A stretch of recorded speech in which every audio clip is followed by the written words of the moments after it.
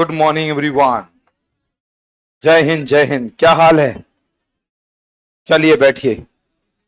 बैठिए सब लोग। इडली खा रहे थे, इडली।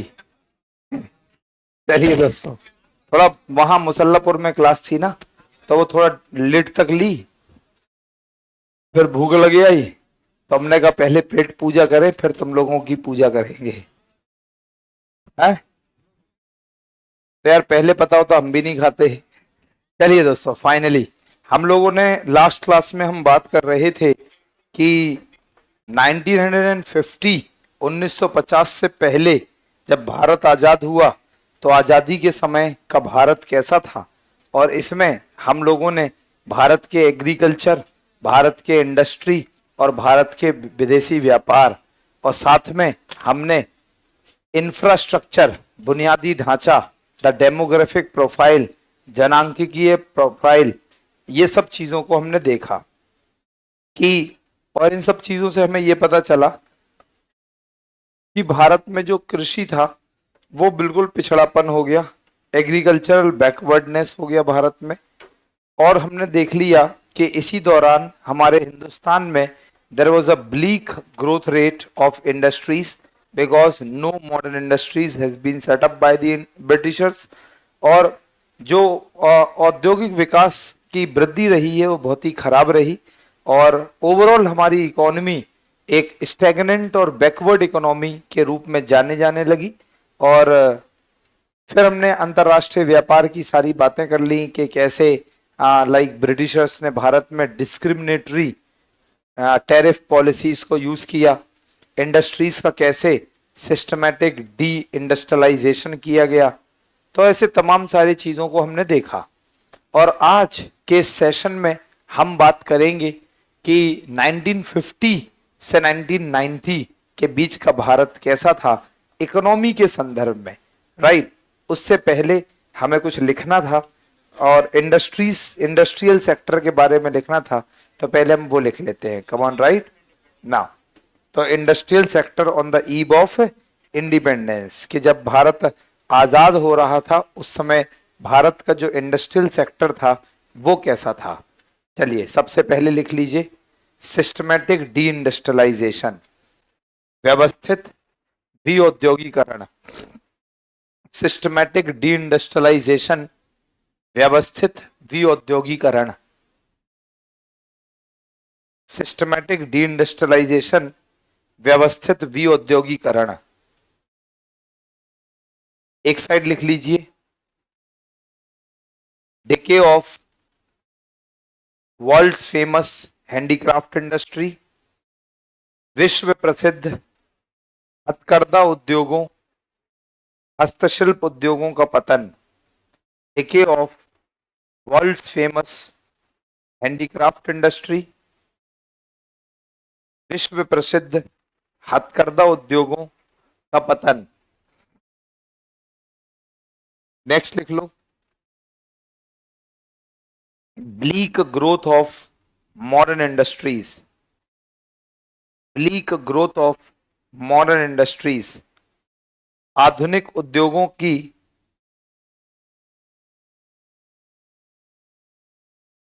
आधुनिक उद्योगों की धीमी समृद्धि, धीमी समृद्धि। नेक्स्ट, आधुनिक उद्योगों की धीमी समृद्धि। नेक्स्ट, बोर्ड पर।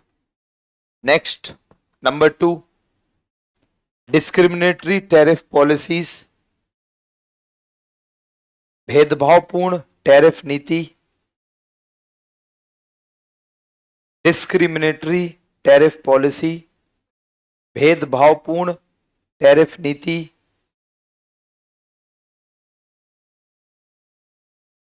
इसमें लिख लो,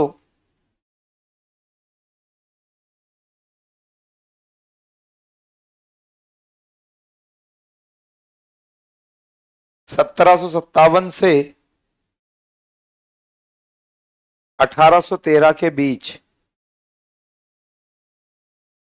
1757 से 1813 के बीच 1757 से 1813 के बीच भारत में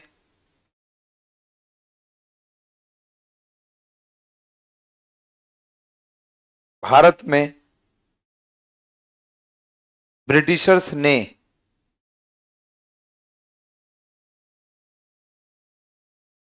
भारत से कर दो, वहां पे में की जगह भारत से ब्रिटिशर्स ने अंतिम वस्तुओं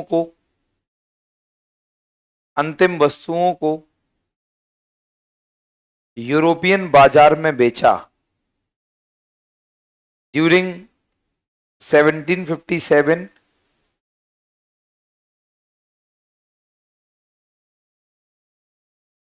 and 1813. Britishers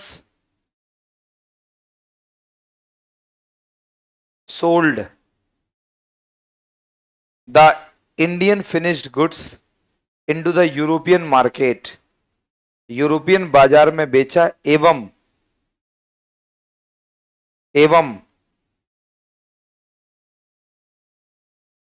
जो मुद्रा अर्जित की उससे ब्रिटेन में औद्योगिक क्रांति की गई। एंड द मनी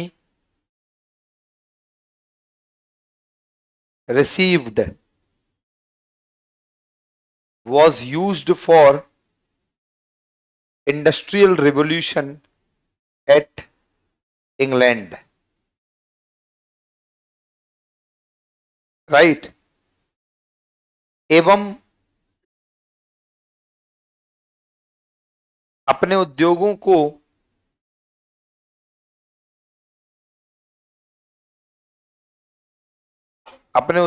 को बेहतर स्थापित करने एवं विकास के लिए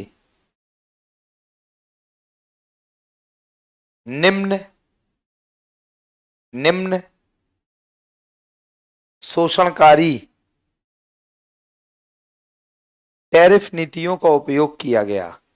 and for the development of industries in England,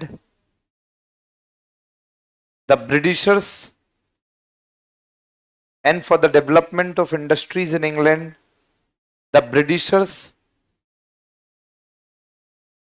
adopted the following exploitative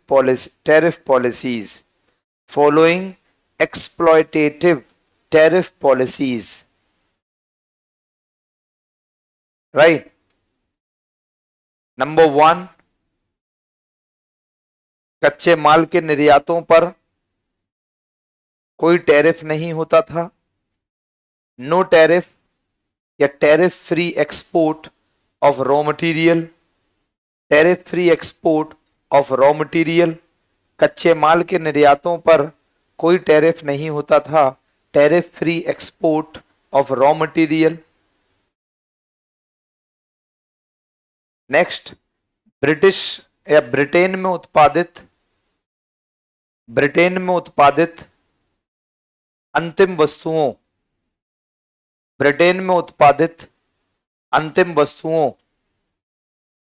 के आयात पर कोई टैरिफ नहीं होता था। Tariff free import of British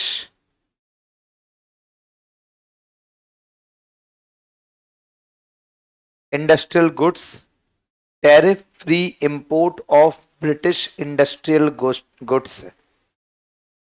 And number 3, heavy tariff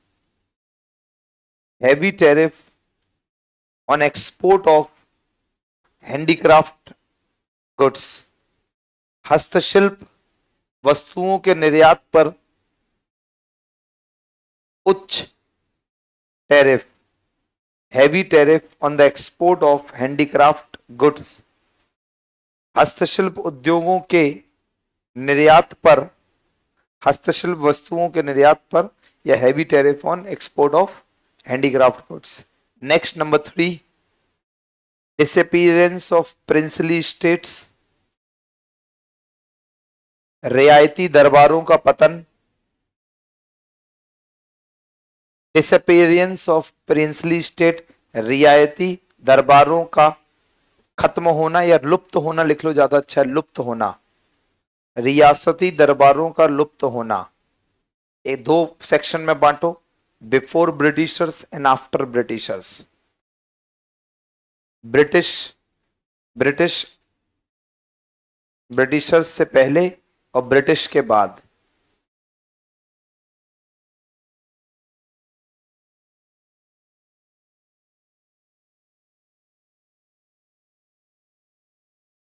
Britishers से पहले के नीचे एरो डाल के लिखिए, भारत में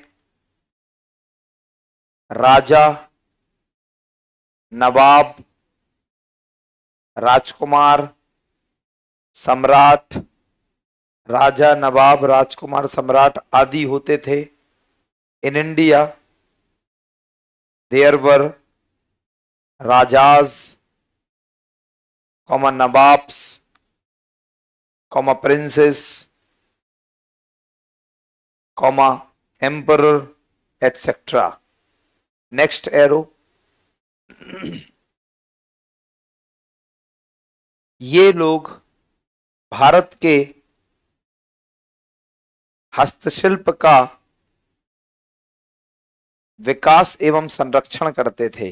कल ये सब बातें हुई थी ना कि इनको हस्तशिल्प चीजों की जरूरत होती थी, इसलिए ये इसको डेवलप भी करते थे और प्रोटेक्ट भी करते थे। They developed the handicraft and also protected them. They developed the handicrafts and also protected them. Protected the same भी कर सकते हैं, protected the same और protected them. नेक्स्ट लिख लो, आफ्टर ब्रिटिशर्स के नीचे, आफ्टर ब्रिटिशर्स के नीचे रियासती दरबारों का पतन हो गया, decay of princely states. Next arrow, इनके साथ साथ भारत के हस्तशिल्प उद्योगों का पतन हुआ। दोस्तों, भारत के हैंडीक्राफ्ट इंडस्ट्रीज का जो डिके हुआ, पतन हुआ, इसके पीछे हमने दो चीजें पढ़ ली। एक तो पढ़ लिया ब्रिटिश की शोषणकारी टैरिफ पॉलिसी, और दूसरा decay like disappearance of princely states. So these were the reasons, right. Next page, number 3, competition from machine made products, मशीनी वस्तुओं। नंबर 3, नेक्स्ट पॉइंट, मशीनी वस्तुओं जो भी हो, 3, 4 वॉट एवर, मशीनी वस्तुओं से प्रतिस्पर्धा।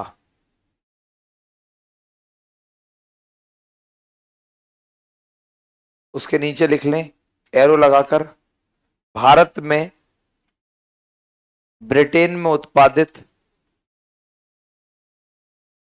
मशीन मेड उत्पादों या मशीन से बने या मशीन से निर्मित उत्पादों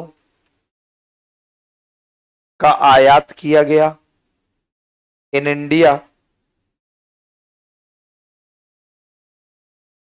इंडिया ब्रिटिशर्स इंपोर्टेड, भारत में मशीन से निर्मित उत्पादों का आयात किया गया। In India Britishers imported the machine made goods. Next नीचे एरो, इनकी गुणवत्ता अच्छी होती थी। नेक्स्ट एरो लगाकर, गुड क्वालिटी प्रोडक्ट्स, इनकी गुणवत्ता अच्छी होती थी एवं ये सस्ते होते थे। Good quality products and available at cheaper price. Good quality products and available at cheaper price, इनकी गुणवत्ता अच्छी होती थी एवं सस्ते दामों में उपलब्ध होते थे या सस्ते होते थे। right? Next arrow, they compete with the Indian products. भारतीय वस्तुओं को प्रतिस्पर्धा देते थे, भारतीय वस्तुओं को प्रतिस्पर्धा देते थे. नेक्स्ट पॉइंट, मांग का नया pattern, new pattern of demand. मांग का नया पैटर्न. तुम्हारी लाइनें कहां भाग रही हैं भैया, क्या लिख रहे तुम? ऐसी मान लिखोगे क्या मेंस में? सीधा सीधा लिखो. है ऐसे कैसे भाग रही तुम्हारी लाइनें? सीधा करो ने.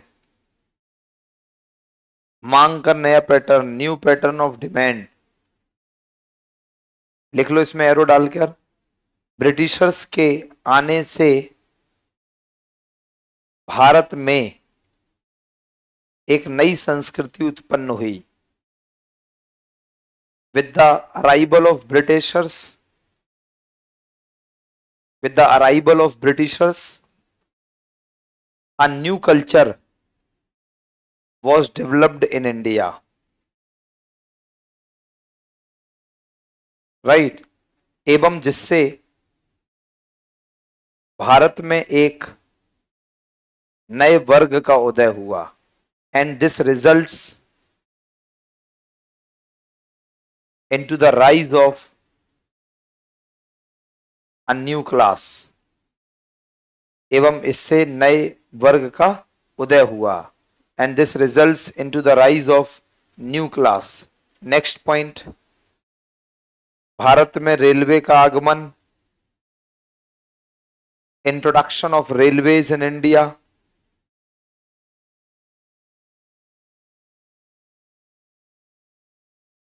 नीचे लिख लो उद्देश्य, एरो डालकर. उद्देश्य, ऐसे एरो पैरो वहां नहीं डालेंगे पेपर में, ये तो सिर्फ नोट मेकिंग हो रही है आपकी. राइट? तो इसमें लिख लो उद्देश्य,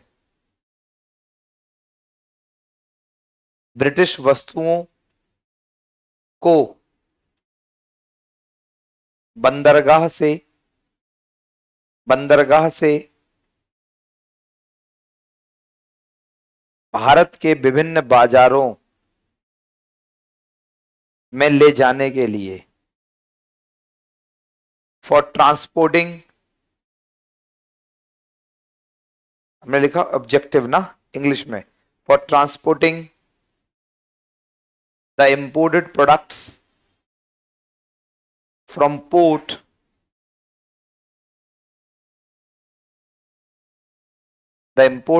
imported products from ports to the different market across the country. Next point, next page. बस अब आगे लिखो, हेडिंग डालो नए पेज पर. जितना भी रह गया छोड़ दो, जितना भी रह गया छोड़ दो. बाद में आप जब पढ़ें कुछ नया मिले तो वहां पे ऐड कर ले. नया टॉपिक नए पेज से. कमान सही. पूरा रह गया छोड़ दो, पापा गुस्सा नहीं होंगे. कह रही मेरा तो इतना सही भरा था, पूरा रह गया. अच्छा बचा ही नहीं है तो ठीक है. नेक्स्ट पेज में लिखो ब्रिटिश शासन के दौरान विदेशी व्यापार, foreign trade during British rule. British शासन के दौरान विदेशी व्यापार, foreign trade during British rule.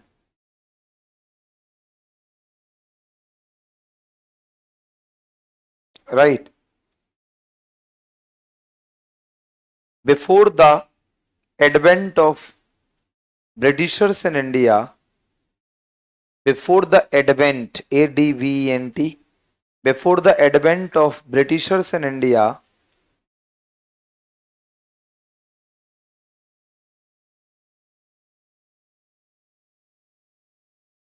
before the advent of Britishers in India, comma,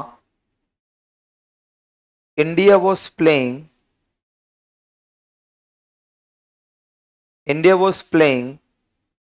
an eminent role in the world's, in the global trade, as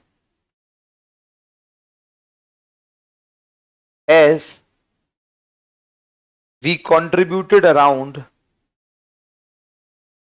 20%, we contributed around 20%, and because of this, Romans called India as single inverted comma underline sink of world's bullion. Bharat में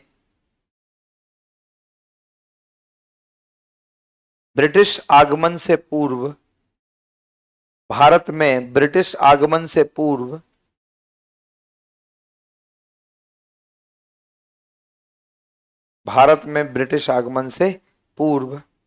भारत का अंतरराष्ट्रीय व्यापार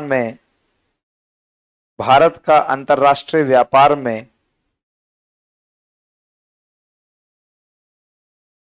एक बड़ा योगदान था,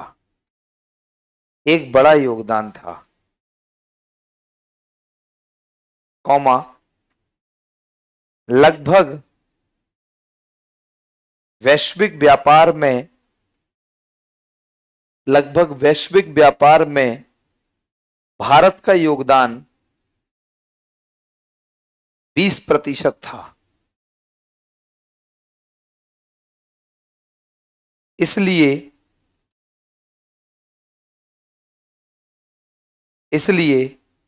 Roman Bharat को single inverted comma underline विश्व के सर्राफा का सिंक कहते थे। नेक्स्ट विश्व के सर्राफा का सिंक, विश्व के सर्राफा बुलियन, विश्व के सर्राफा का सिंक कहते थे। राइट, नेक्स्ट पॉइंट में लिखिए, ब्रिटिशर्स नहीं, आजादी से पूर्व भारत के विदेशी व्यापार में निम्नलिखित विशेषताएं थीं। There were the following features of India's foreign trade before independence. There were, don't repeat, मैं खुद कर लूंगा अपने आप। There were the following features in the India's foreign trade. British या आजादी से पूर्व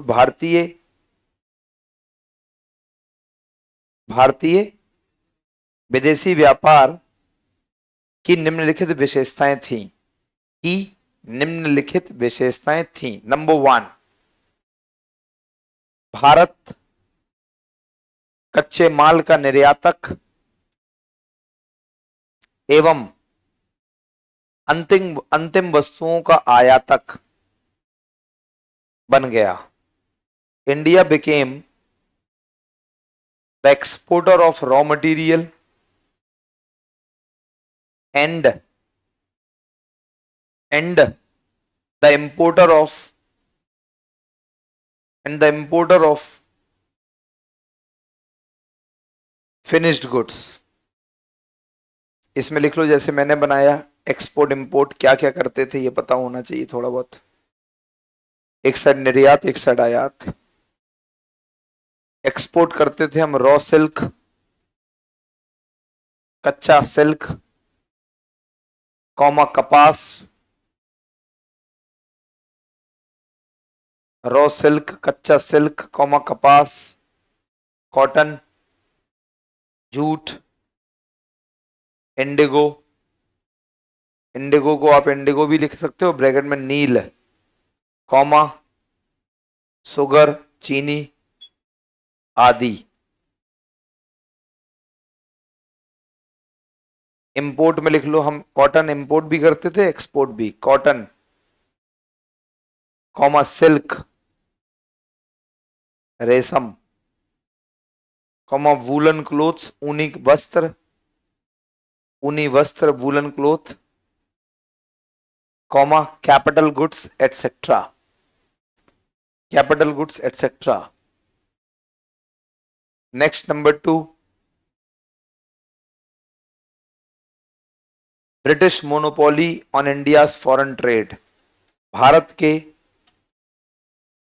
विदेशी व्यापार पर ब्रिटिश एकाधिकार, भारत के विदेशी व्यापार पर ब्रिटिश एकाधिकार।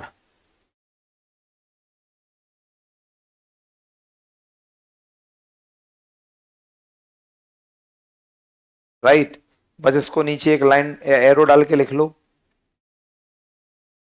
लगभग भारत का 50% विदेशी व्यापार ब्रिटिशर्स, हिंदी में ब्रिटिशर्स ही लिखते हैं क्या? ब्रिटिश, ब्रिटिशों, पक्का? मुझे नहीं पता। 50% विदेशी व्यापार ब्रिटिशों के साथ। तुम लोग तो हिंदी किताब पढ़ते होगे ना, उसमें ब्रिटिशों ही लिखा रहता है, ब्रिटिशों के साथ होता था। Around 50%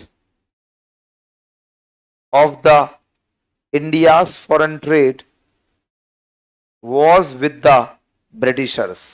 Around 50% of the India's foreign trade was with the Britishers.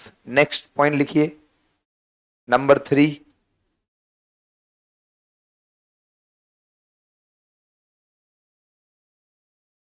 Bharat में व्यापार अधिशेष, भारत में व्यापार अधिशेष का लाभ ब्रिटिशों ने लिया, ब्रिटिशों ने लिया।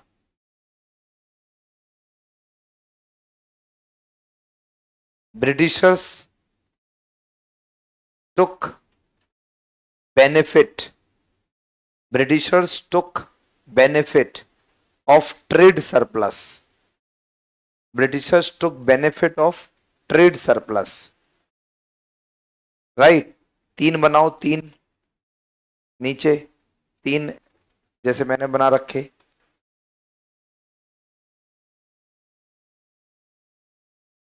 पहला लिख लो, for administrative expenditures of the British, for administrative expenditures of the Britishers.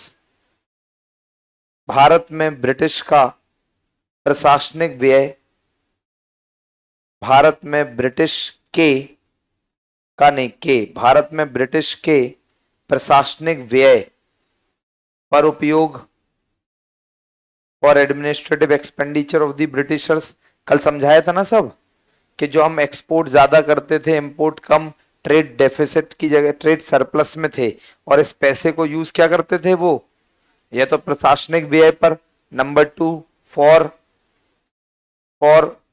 फाइटनिंग the war, for fighting the war, युद्ध के लड़ने हेतु या युद्ध के लिए व्यय, युद्ध के लिए व्यय, for fighting the Wars. Number 3, बाकी का जो पैसा बचते थे वो ब्रिटेन ले जाते थे।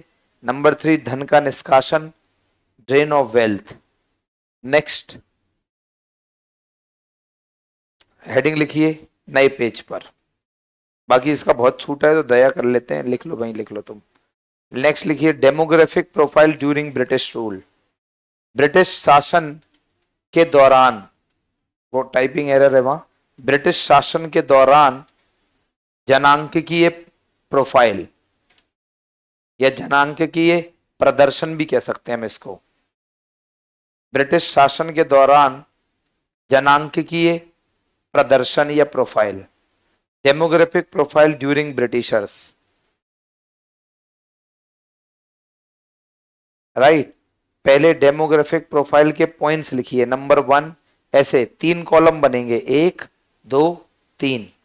एक में items, birth rate, death rate सब लिख लीजिए, चाइल्ड मोर्टेलिटी रेट लिखिए, then life expectancy, then literacy rate. पहले में आइटम्स, दूसरे में ड्यूरिंग ब्रिटिशर्स, ब्रिटिश शासन के दौरान, और तीसरे में करंट मतलब नाउ डेज, करंटली। नहीं समझ पाए तो बस लिख लो, छाप लो, बोर्ड पे लिखा है। बर्थ रेट 40, अभी बर्थ रेट 10, डेथ रेट 48, अभी डेथ रेट 7.4, शिशु मृत्यु दर 218, इन्फेंट मोर्टेलिटी रेट, इंग्लिश में इन्फेंट मोर्टेलिटी रेट 218, अभी 25.7, जीवन प्रत्याशा को हिंदी में लाइफ, इंग्लिश में लाइफ एक्सपेक्टेंसी, लाइफ एक्सपेक्टेंसी 32 और अब 70.60।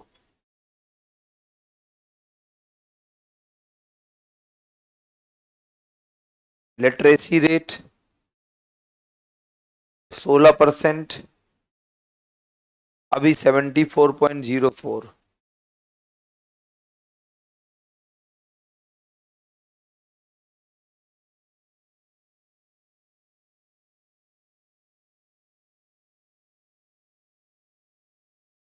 हो गया, हो गया। नेक्स्ट पॉइंट नीचे लिख लो। 1921, 1921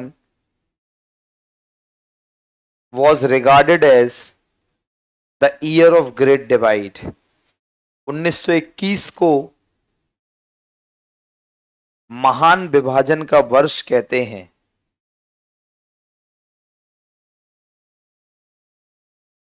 as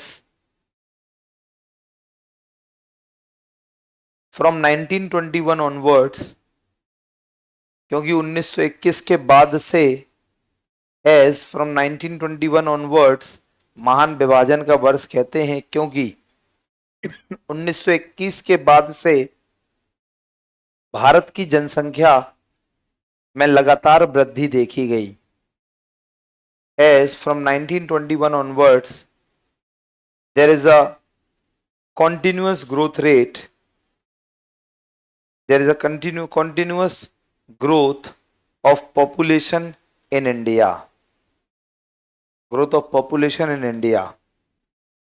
नेक्स्ट लिख लो, नेक्स्ट एक और, नेक्स्ट बेटा नेक्स्ट, नेक्स्ट लिख लीजिए, हेडिंग डालिए जगह छोड़कर। Occupational structure during British rule, British शासन के दौरान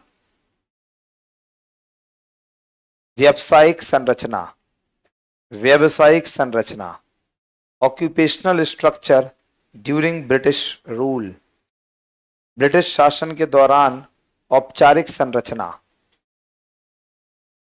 भावनाओं को समझो। व्यावसायिक, व्यावसायिक संरचना, राइट। पहले कॉलम में लिखें पॉपुलेशन और दूसरे पॉइंट में लिखें कंट्रीब्यूशन इन जीडीपी। पहले कॉलम में लिखें जनसंख्या और दूसरे कॉलम में लिखें जीडीपी में योगदान, और प्राइमरी सेकेंडरी टर्शरी और कर लें अपने आप 73, 10 और 17,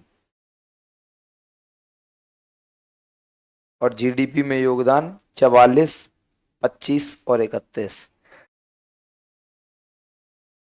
44, 25 और 31।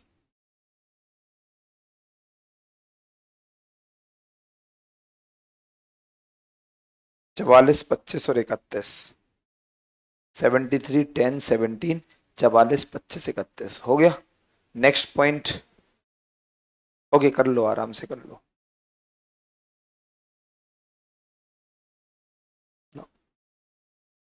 ठीक है, थैंक यू। 44, 25, 31 हो गया, हो गया। Next and last topic, infrastructural development during British rule, British शासन के दौरान बुनियादी ढांचे का विकास।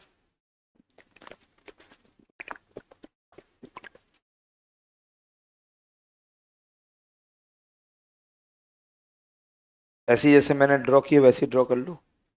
Railways, postal services, postal services के नीचे लिखना ब्रिटिश प्रशासन हेतु और ब्रिटिश एडमिनिस्ट्रेशन।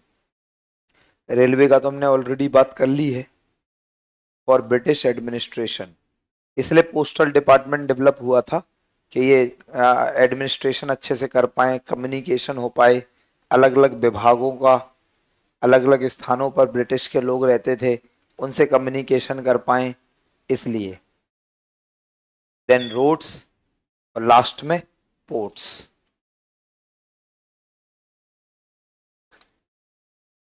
रोड्स और लास्ट में पोर्ट्स।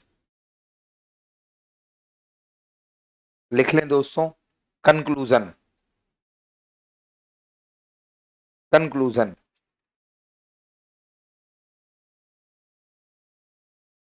कंक्लूजन। आप लोग कंक्लूजन वर्ड आंसर में नहीं लिखेंगे, ये पता है ना आपको, सिर्फ यहां नोट्स में लिखना है ना कंक्लूजन। लिख लीजिए, the British colonial period, the British colonial period reshaped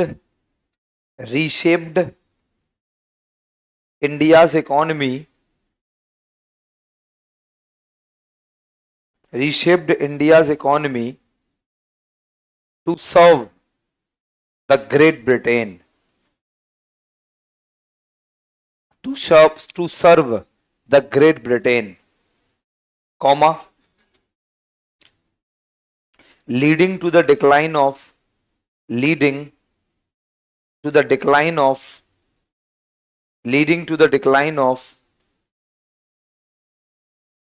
traditional strengths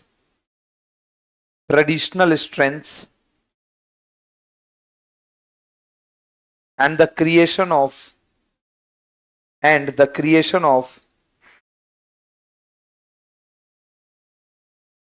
an underdeveloped structure, and the creation of an underdeveloped structure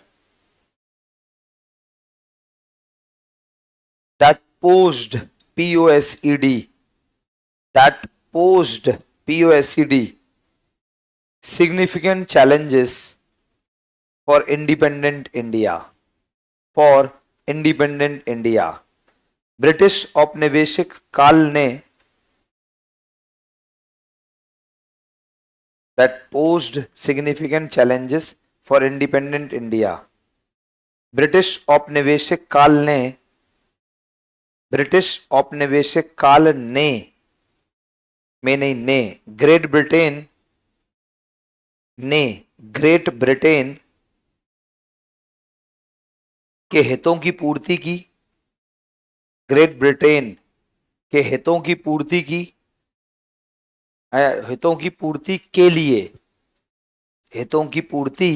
के लिए भारत की अर्थव्यवस्था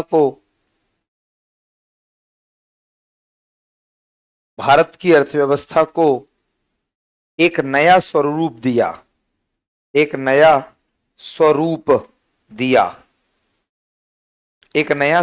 दिया, कॉमा, जिसके परिणाम स्वरूप पारंपरिक शक्तियों का ह्रास हुआ, और एक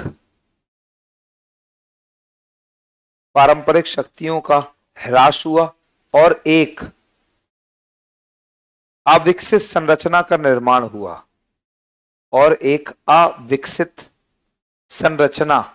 निर्माण हुआ,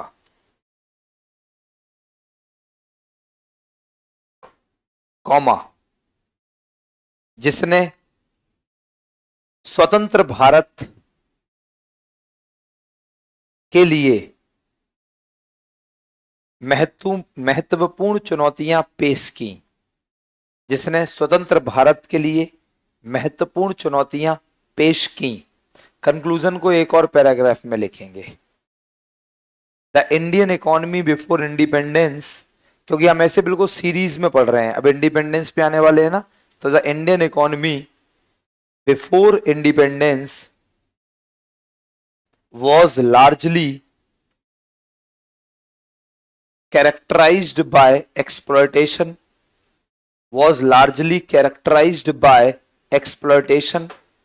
स्वतंत्रता से पहले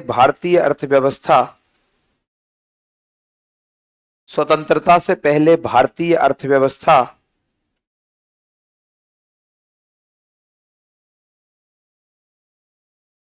ब्रिटिश औपनिवेशिक नीतियों के प्रभाव के कारण,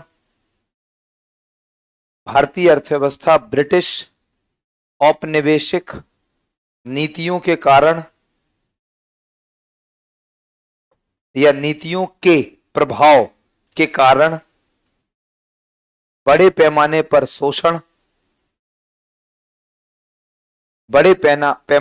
शोषण, कौमा स्थिरता एवं पिछड़ी अर्थव्यवस्था के रूप में देखी जाती थी, characterised by exploitation, stagnation and backward, यही सब तो पढ़ा हमने, stagnation and backward due to the impact of British colonial policies, full stop. हालांकि इसी में सेम पैराग्राफ, हालांकि कुछ बुनियादी ढांचे का विकास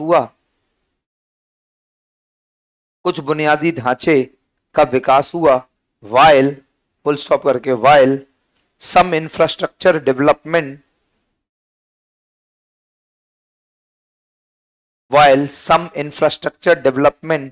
did occur,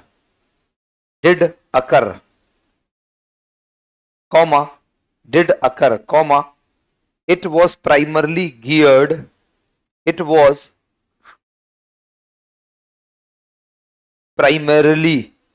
geared, GEARED, it was primarily geared towards serving British interest, लेकिन यह मुख्य रूप से ब्रिटिश हितों की सेवा के लिए थी, या ब्रिटिश हितों के लिए थी। Primarily geared towards serving the British interest, British हितों के लिए थी, full stop. The overall impact full stop करके was a significant weakening of the overall impact was a significant weakening of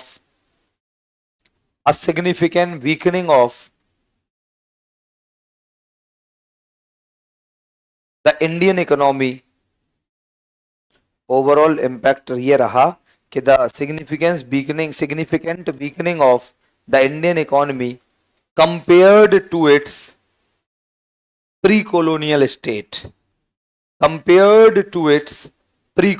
state, full stop। कुल मिलाकर इसका प्रभाव भारतीय अर्थव्यवस्था की औपनिवेशिक स्थिति से पहले की तुलना में, भारतीय अर्थव्यवस्था की औपनिवेशिक स्थिति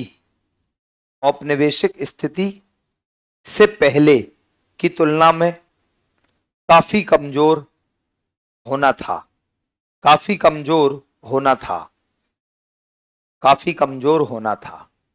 दोस्तों यहां पर हमें पहला चैप्टर समझ में आया कि ब्रिटिश ने भारतीय अर्थव्यवस्था की कैसे वोट लगाई? इतनी बात हम समझ गए, बोलो जी यस। अब हम आज हो जाएंगे आजाद, और आजादी के बाद 1990 तक भारत की अर्थव्यवस्था का आज हम अवलोकन करेंगे। पुट योर पेन, नहीं नेक्स्ट हेडिंग बना लो, नया चैप्टर, चैप्टर नंबर 2 है, और हम बात करेंगे, लिखिए, भारतीय अर्थव्यवस्था, और ब्रैकेट में लिखना 1950 से 90 के बीच, Indian economy between 1950 and 1990। Online सही चल रहा है सबका? Indian economy between 1950 and 1990। तो आज हम नए चैप्टर की ओर चल रहे हैं और 1950 से 1990 के भारत को देखेंगे। तो पहले आप लोग चुपचाप इस चीज को सुनिए, समझिए, सीखिए, फिर अपन लिख लेंगे, बोलो क्लियर ना। तो मेरे प्यारे साथियों, फाइनली हमने ये देखा कि हमारे इंडिया में ब्रिटिशर्स ने एग्रीकल्चर का पूरी तरीके से शोषण किया, राइट, एग्रीकल्चर का पूरी तरीके से शोषण किया।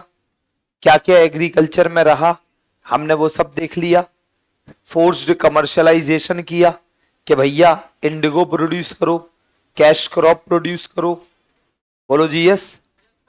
और दोस्तों, अगर हम बात करें कि जब भारत आजाद होता है तो आजादी से लेकर इंडियन इकोनॉमी, अब टॉपिक है इंडियन इकोनॉमी ब्रैकेट में बिटवीन 1950 टू 1990, ऑनलाइन। चलो दोस्तों, अब 1950 से 1990 के भारत को देखने के लिए मैंने इसे 4 भागों में बांट दिया। सबसे पहले मैं बात करूंगा इंडिया का द प्लानिंग सिस्टम, और इसकी बात ऑलरेडी हमने प्रीलिम्स में कर ली, और इसकी बची बचाई बात जो है थोड़ी बहुत यहां करेंगे, बाकी की बची बचाई बात जो है वो हम करेंगे नेक्स्ट चैप्टर में, जहां पे मैंने एक चैप्टर लिखवाया आपको, that is achievements of planning and NITI Aayog, योजनाओं की उपलब्धियां एवं नीति आयोग। लेकिन खैर, हम बात कर रहे हैं कि 1950 से 90 के बीच, तो दोस्तों 1950 से 1990 के बीच का भारत। तो अगर मुझे 1950 से 1990 के बीच का भारत देखना है तो इसको हम अलग अलग भागों में बांट देते हैं। सबसे पहले the economic planning. Economic planning, थोड़ा सा इसके बारे में सुन लो। इकोनॉमिक प्लानिंग, आर्थिक नियोजन। अगर हम इकोनॉमिक प्लानिंग की बात करें, आर्थिक नियोजन की बात करें, तो देखिए 1950 में हमारे भारत में 1950 में हमारे भारत में प्लानिंग कमीशन योजना आयोग बनाया गया। जब 1950 हमारे भारत में योजना आयोग प्लानिंग कमीशन बनाया गया, तो प्लानिंग कमीशन इसलिए बनाया गया कि अब हम अपने देश के लिए कुछ प्लानिंग करें। Before entering into this, what is the meaning of planning? Planning का मतलब क्या होता है? तो प्लानिंग का मतलब है it is the process of economic development. This is called planning. Planning is the process of economic development, मतलब आर्थिक विकास की प्रक्रिया को हम बोलते हैं planning. Planning means how we are going to use our available resources in the upcoming time. आने वाले समय में हम अपने संसाधनों को कैसे प्रयोग करेंगे, हम अपने संसाधनों का कैसे उपयोग करेंगे, इसके बारे में, हम अपने संसाधनों का कैसे इष्टतम उपयोग करेंगे, इसके बारे में एक डिजाइनिंग करना is called planning. Planning means deciding in advance how we are going to allocate and optimize the use of resources for the upcoming years so as to get the economic development। दोस्तों, आने वाले समय में हमें आर्थिक विकास करना है, तो आर्थिक विकास को सुनिश्चित करने के लिए हम संसाधनों का इष्टतम उपयोग किस प्रकार करेंगे, इसे कहते हैं आर्थिक नियोजन। चूंकि दोस्तों अब इंडिया आजाद हो गया, कहानी बहुत गौर से सुनेंगे। इंडिया आजाद हो गया, आजादी के समय नेहरू जी के पास सत्ता आई। अब नेहरू जी ने देखा कि भैया अभी अभी ब्रिटिशर्स ने भारत की ऐसी की तैसी करी है, ब्रिटिशर्स ने भारत की पूरी तरीके से वोट लगा दी, बर्बाद कर दिया। तो दोस्तों अब हमारी सरकार चाहती थी कि अब हम निजी क्षेत्रों के हाथ में इकोनॉमी नहीं देंगे, और निजी क्षेत्रों के हाथों में इकोनॉमी नहीं देंगे तो हम इकोनॉमी अपने हाथ में रखेंगे। तो इसलिए हमने अपनी अर्थव्यवस्था में एक समाजवाद का मॉडल देखा, और जब भी कोई इकोनॉमी समाजवाद होती है तो वहां पे आर्थिक नियोजन अवश्य होता है। तो चूंकि अगर हम बात करें कि जब नेहरू जी को भारत की अर्थव्यवस्था का स्ट्रक्चर डिफाइन करना था, तो नेहरू जी ने पूरे वर्ल्ड में अलग अलग इकोनॉमीज को देखा, और ये बहुत ज्यादा इन्फ्लुएंस हुए रशिया की इकोनॉमी से, जिसे पहले पूर्व सोवियत संघ कह लो, सोवियत संघ, यूएसएसआर।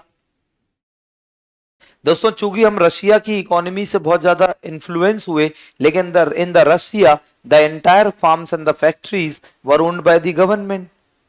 भाई रशिया में पूर्ण रूप से जो खेत हैं, प्राथमिक क्षेत्र है, द्वितीयक क्षेत्र है, वो सरकार के गिरफ्त में था। लेकिन हमारे देश में गांधी जी जैसे लोग भी थे। गांधी जी चाहते थे कि ना जी ना, देश में हर वर्ग को उसका काम करने दो। जैसे कार्ल मार्क्स ने कहा कि संसाधनों पर समान अधिकार होना चाहिए। कार्ल मार्क्स ने कहा कि सबके पास सेम इनकम होनी चाहिए, सेम रिसोर्सेस होने चाहिए। गांधी जी कहते हैं कार्ल मार्क्स गधा है, इसकी बात ना सुनो, क्योंकि भाई साहब एक बंदा है अजीम प्रेम जी, और एक बंदा है कंस्ट्रक्शन लेबरर, निर्माण कार्य में श्रमिक। तो अजीम प्रेम जी और कंस्ट्रक्शन वर्कर के पास सेम जमीन, सेम संसाधन, सेम इनकम आएगी तो देश तो बर्बाद हो जाएगा। तो गांधी जी ने कहा कि जो ह्यूमन कैपिटल, मानव पूंजी, हेल्थ, नॉलेज, स्किल, एक्सपर्टीज अजीम प्रेम जी साहब में है, रतन टाटा, जेआरडी टाटा, एडी श्रॉफ जैसे ये जो लोग थे, पुरुषोत्तम दास ठाकुर दास, लाला श्रीराम, कस्तूरभाई लाल भाई जैसे लोग थे। तो गांधी जी ने कहा भाई साहब इन्हें अपना काम करने दो, क्योंकि देश का जो विकास है वो यही करेंगे, जे निर्माण कार्य का मजदूर नहीं करेगा। और दोस्तों बाद में जब ये लोग देश की इकोनॉमी को बहुत आगे बढ़ा देंगे तो हम इनका हृदय परिवर्तन कर देंगे। अरे बोलो यस। और दोस्तों हमारी इकोनॉमी में right after independence we adopted the mixed economy model. हमने मिश्रित अर्थव्यवस्था का मॉडल अपनाया।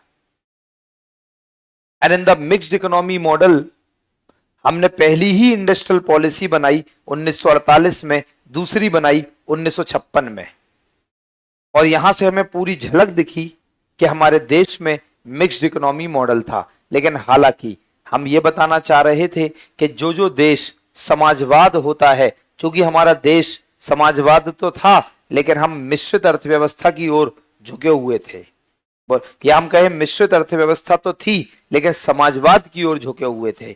मतलब समाजवाद ज्यादा था और निजी क्षेत्रों का योगदान बहुत कम था, वो भी हम आगे बात करेंगे। इसलिए दोस्तों हमने देखा कि हमारी इकोनॉमी में पंचवर्षीय योजनाओं जैसे कॉन्सेप्ट आए, जो हमने सोवियत संघ यूएसएसआर से लिए, और जहां पर समाजवाद होगा वहां आर्थिक नियोजन अवश्य होगी। तो दोस्तों ये रही इकोनॉमिक प्लानिंग की बात। और फाइनली 15 मार्च 1950 में हमने योजना आयोग बनाया, जिसने 1951 से 56 पहली पंचवर्षीय योजना बना दी, और ये ऐसी योजनाएं हमारे देश में चलती रही और अभी तक 12वीं पंचवर्षीय योजना रही 2012 से 2017। अब हम बात करें दोस्तों कि हमारे इकोनॉमिक प्लानिंग में अभी यहां पर जो जानना है वो मुझे सिर्फ दो चीजें बतानी है। एक होती है, दो तरीके की पॉलिसीज होती हैं, एक होती है जैसे बोलते हैं डायरेक्टिव प्लानिंग, एक होती है जिसे बोलते हैं डायरेक्टिव प्लानिंग, निर्देशात्मक योजना, और एक होता है जैसे बोलते हैं comprehensive planning, comprehensive planning that is व्यापक योजना। तो जो योजनाएं हैं, जो प्लानिंग है, वो दो तरीके से होती हैं, डायरेक्टिव एंड कॉम्प्रिहेंसिव। बाकी की प्लानिंग के टाइप्स मैंने आप लोगों को imperative planning, indicative planning, centralise planning, decentralise planning, ये मैंने प्रीलिम्स में पढ़ा दिया।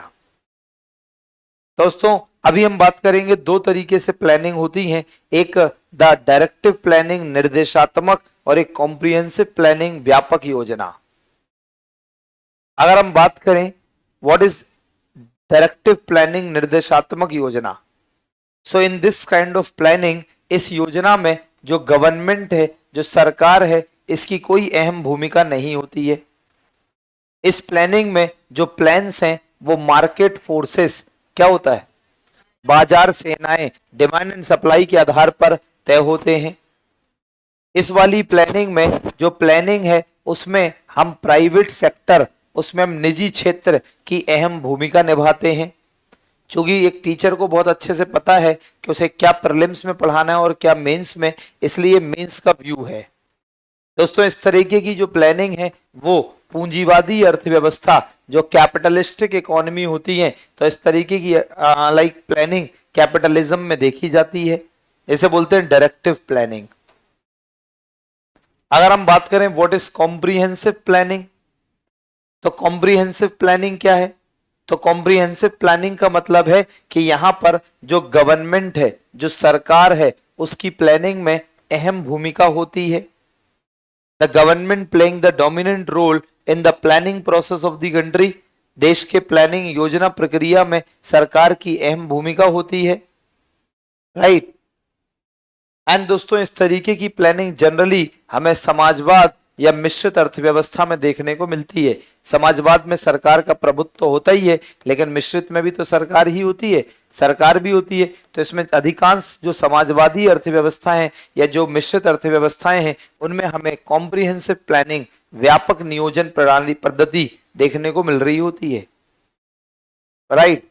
अभी प्लानिंग में मुझे और क्या पढ़ाना है, बाकी का मैंने प्रीलिम्स में पढ़ाया, थोड़ा सा 1950 से 90 के बीच, और थोड़ा हम बाद में प्लानिंग की उपलब्धियां, नीति आयोग, इस पर और भी बात करेंगे, इसलिए बहुत ज्यादा नहीं यहाँ पे घुसना है।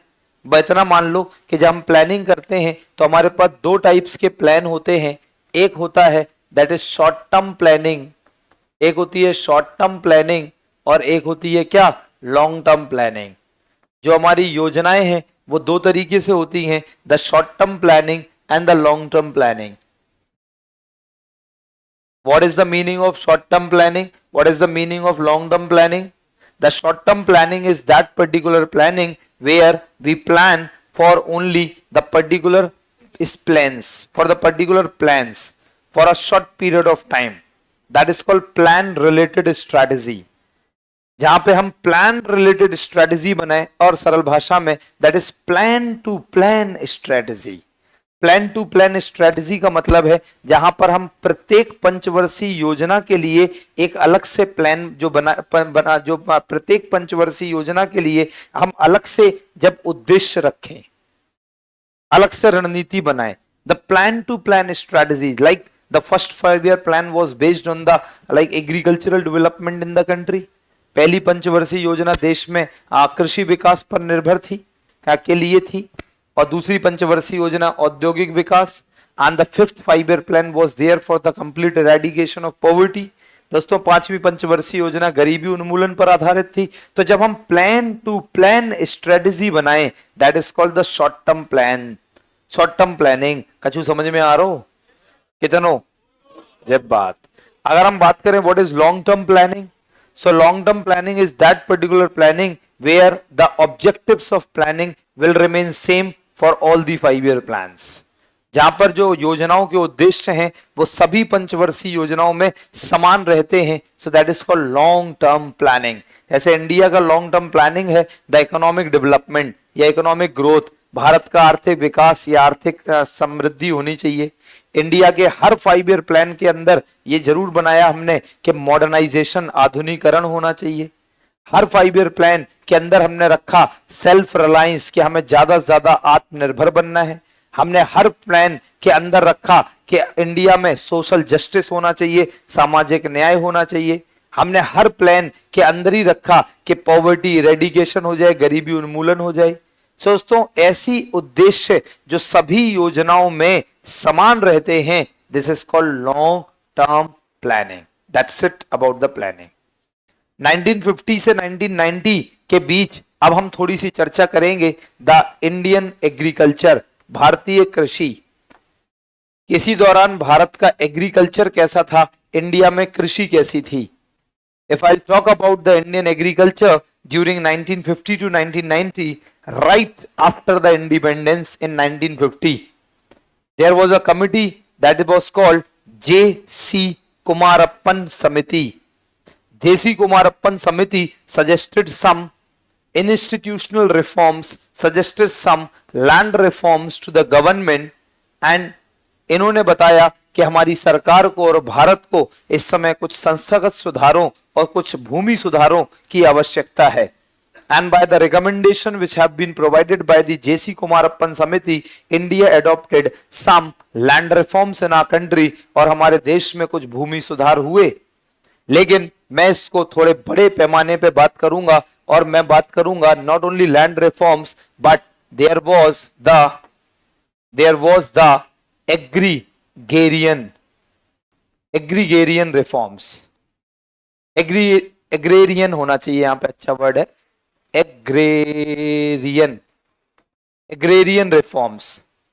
सो ना कि हम सिर्फ इतना बोलेंगे कि लैंड रिफॉर्म्स, वो तो आपको बहुत आसानी से मिलेगा, लेकिन हम बात करेंगे एग्रेरियन रिफॉर्म्स, कृषि सुधार। दोस्तों, it took place between 1950 to 1990। हम 1945 और 50 से 1990 का भारत देख रहे हैं, और जरा गौर से देखिए, इसी बीच हमारे देश में बहुत सारे एग्रेरियन रिफॉर्म्स आए, कृषि संबंधी सुधार। एग्रेरियन रिफॉर्म्स को मैंने आप लोगों को समझाने के लिए 3 भागों में इसको वर्गीकृत कर दिया। व्हाट, सबसे पहले हम बात करेंगे कि हमारे देश में 1950 आजादी के बाद से ही शुरू हो जाते हैं लैंड रिफॉर्म्स। थोड़ा सा टाइम मेरे पास बहुत कम है, इसलिए मैं थोड़ा ऐसे बच रहा हूं कि मैं राइटिंग का पार्ट और लिखने का काम थोड़ा सा कम करूंगा। इंस्टीट्यूशनल रिफॉर्म्स, बाकी जो मैंने ये पीपीटी वगैरह बनाई है, ये खुद ही मेरा वो मटेरियल है जो मैं जनरली अपनी मेंस की क्लास में पढ़ाता हूँ। लेकिन अब 12 तारीख तक थोड़ा सा समय है और ज्ञान बहुत सारा है, तो इसलिए मुझे ऐसे ही पढ़ाना पड़ेगा, क्योंकि मैं बिल्कुल ही मन नहीं हो रहा लिखने का। The reason is very simple, आप समझ गए। कैसे लिखता रहूंगा फिर तो रायता फैल जाएगा। कम से कम मुझे 1.5 महीना चाहिए होगा इकोनॉमी पढ़ाने के लिए। कम ऑन, यस और नॉट। लेकिन अभी तो मैं आपको लिखवा रहा हूं, लेकिन 1-2 क्लास बाद हम रणनीति में थोड़ा परिवर्तन करेंगे, क्योंकि अभी थोड़ा सीख जाएंगे जब आप 1-2 दिन में, तो परिवर्तन करेंगे। जो मैं आपको स्लाइड्स दूंगा, इसका इंट्रोडक्शन, कंक्लूजन, ये सब मैं लिखवा दूंगा। बाकी हर स्लाइड को एक नए पेज पर आपको अपने घर पर लिखना होगा। कम ऑन, यस और नॉट। रोना नहीं है, कुछ भी गाना नहीं है, वरना मैं अगर भनक गया है, नहीं तो वो तो तुम्हारी मर्जी है ना, वो तो मिलेगा ही। क्या कर रहे हैं यहाँ पे, तो पढ़ने ही आए हो, पढ़ने ही आए हो। नहीं लिखवाना है तो मत लिखो, और मैं ही लिखवा दूंगा। फिर मेरे पास एक बहुत अच्छा तरीका है, देखो अपन बहुत ईमानदार हैं, नेक्स्ट लेवल के ईमानदार हैं। फिर मेरे पास एक बहुत अच्छा तरीका है कि मैं फिर झुंझुना पकड़ाऊंगा और कहूंगा हिलाते रहो और आवाज सुनते रहो। फिर मैं क्या करूंगा, तुम्हें तो मैंने सिर्फ ये लिखवा दिया ना, एमएसपी पढ़ाऊंगा। अभी तुम ये तो जानते नहीं कि एमएसपी के अंदर क्या पढ़ाऊंगा।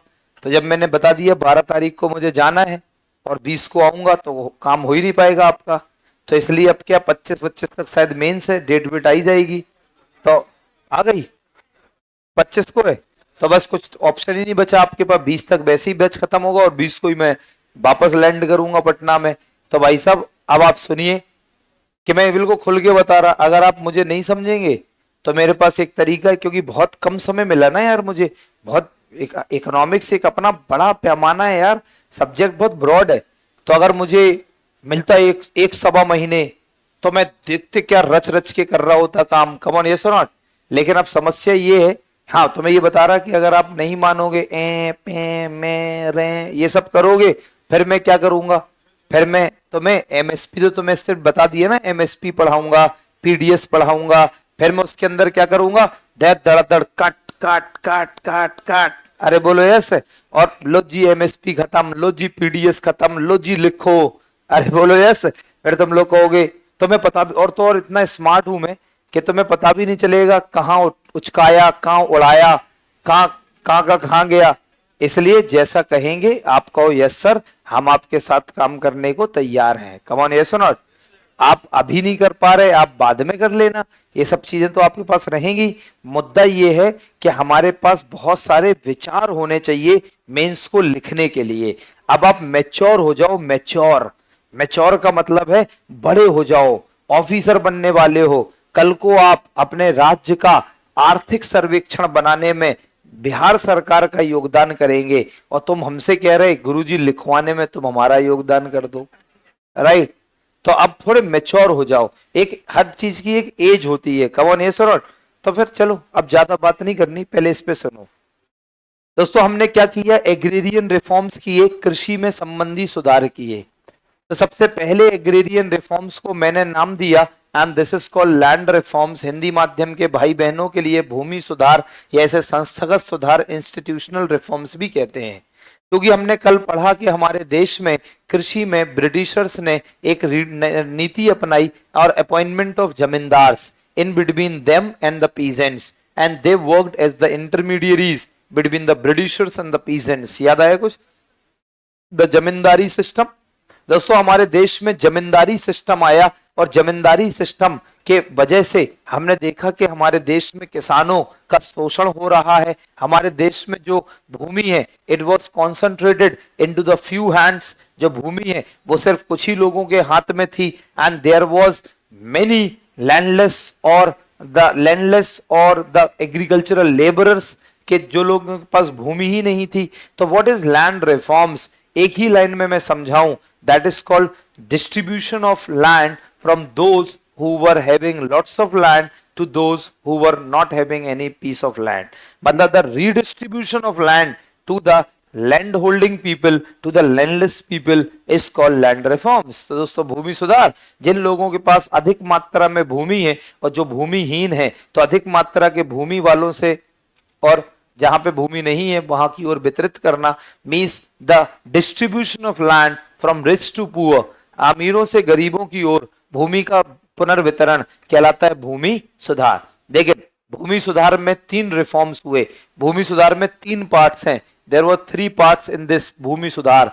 क्या क्या पार्ट्स हैं? नंबर 1 हम बोलते हैं, द पहला पार्ट है, जैसे हमने कहा एबोलिशन ऑफ इंटरमीडियरीज, बिचौलियों का उन्मूलन, that is abolition of intermediaries, मतलब जो जमींदारी सिस्टम था इसको खत्म करना। हालांकि हमने एक चैप्टर भी लिखवाया लैंड रिफॉर्म्स, उसमें बहुत डिटेल में बात करेंगे। अभी तो ये इंट्रोडक्टरी सेशन चल रहा है ना इकोनॉमिक्स का, कि इंडिया कैसी थी एंड ऑल। तो हम ये जमींदारी जो सिस्टम का उन्मूलन हुआ, इसके फायदे नुकसान, ये सब आयाम हम उस चैप्टर में देखेंगे। सेकेंड पॉइंट दोस्तों इसमें क्या हुआ वो जरा समझिए, कि there was a tenants, right. जो टेनेंट्स है जिन्हें हम बोलते हैं बटाईदार, जो बटाई पे खेती लेते हैं, शेयर क्रॉपर्स है ना। तो जो टेनेंट्स थे, जो लीज होल्डर्स थे, एक तो थे लैंड होल्डर्स जिनके पास जो खुदकास्ट है, उन्हें हिंदी बोलते खुदकास्ट है, जिनकी मेरी खुद की भूमि है और मैं उस पे खेती कर रहा हूं, तो हम बोलेंगे खुदकास्ट, the land holders, the land owners, right. And एक मैंने क्या किया, इसको दे दी, ये लैंडलेस बंदा है, इसको मैंने दे दी अपनी भूमि और कहा कि भाई साहब तुम करो, और जो तुम्हारा शेयर जो क्रॉप्स आप उगाओगे उसको शेयर कर लेंगे, और हम इन्हें बोलने लगे काश्तकार। क्या बोलने लगे? That is tenants, right. तो दोस्तों अब सेकंड रिफॉर्म्स हुए टेनेंट से related, and that were called tenancy reforms. The second reforms यहाँ पे क्या थे? टेनेंट से रिलेटेड, मतलब जो काश्तकार है इनकी सुरक्षा से संबंधी, और उसे बोला काश्तकारी सुधार। और काश्तकारी सुधार में 3 काम हुए, सुनते जाना। नंबर 1 काश्तकारी सुधार में हुआ रेगुलेशन ऑफ रेंट, किराए का विनियमन। होता क्या था दोस्तों, हमारे देश में जो ये लैंड ओनर्स हैं, ये जो काश्तकारों को भूमि देते थे, इनसे लगभग 70-80% इनसे इनके शेयर क्रॉप को ले लेते थे, राइट, एज अ शेयर, अपना अंश है ना। और दोस्तों this was the over exploitation of the tenants. अबे हाँ बोलो, ऐसा था या नहीं? तो सबसे पहला काम हुआ रेगुलेशन ऑफ रेंट। इसके अंदर 3 पार्ट हैं, इसके अंदर वो हम बाद में बात करेंगे। 3 पार्ट हैं, 1 2 3। तो रेगुलेशन ऑफ रेंट, किराए का विनियमन। इसका मतलब क्या कि fixing the maximum rent that can be shared by tenants to the land owners, right. तो मैक्सिमम, जैसे अब ये बताइए, agriculture is an issue of central government और state government? Agriculture is the item of central और state government?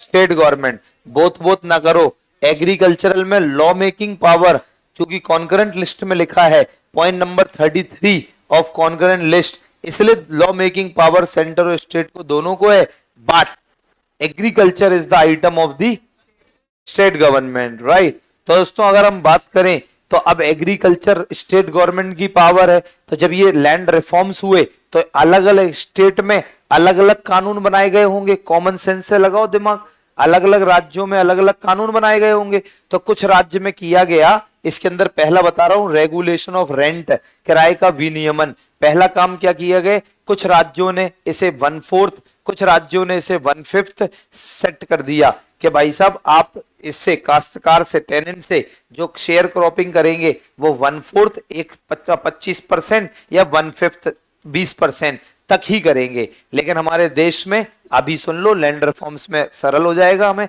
Time बच जाएगा क्योंकि आपको सब आ रहा होगा। तो अगर मैं बात करूं कि, लेकिन आज भी अगर मैं कहूं, आज तो छोड़ो, लेकिन मैं कहूं कि जो लैंड रिफॉर्म्स भारत सरकार लाई वो कंप्लीटली फेल हो गए और हमारे देश में उनका अच्छा रिजल्ट नहीं रहा। So there was a complete failure of land reforms, right. Land reforms fail क्यों हुए, क्या क्या कारण था, वो हम अपने लैंड रिफॉर्म्स के टॉपिक में देख लेंगे। नाउ फाइनली अगर हम बात करें, आज भी ये नियम लागू नहीं होता है। जिन जिन के पास भूमि है या जिनके पापा दूसरे की खेत पे काम करते होंगे बटाई पर, तो उन्हें पता होगा आज भी 50% देते हैं हम लोग, मिनिमम देते हैं या नहीं देते। सो दोस्तों तो क्या हुआ कि ये बिल्कुल फेल हो गए। तो रेगुलेशन ऑफ रेंट तो समझ में आ गया, fixing the maximum land rent for the like ये सब।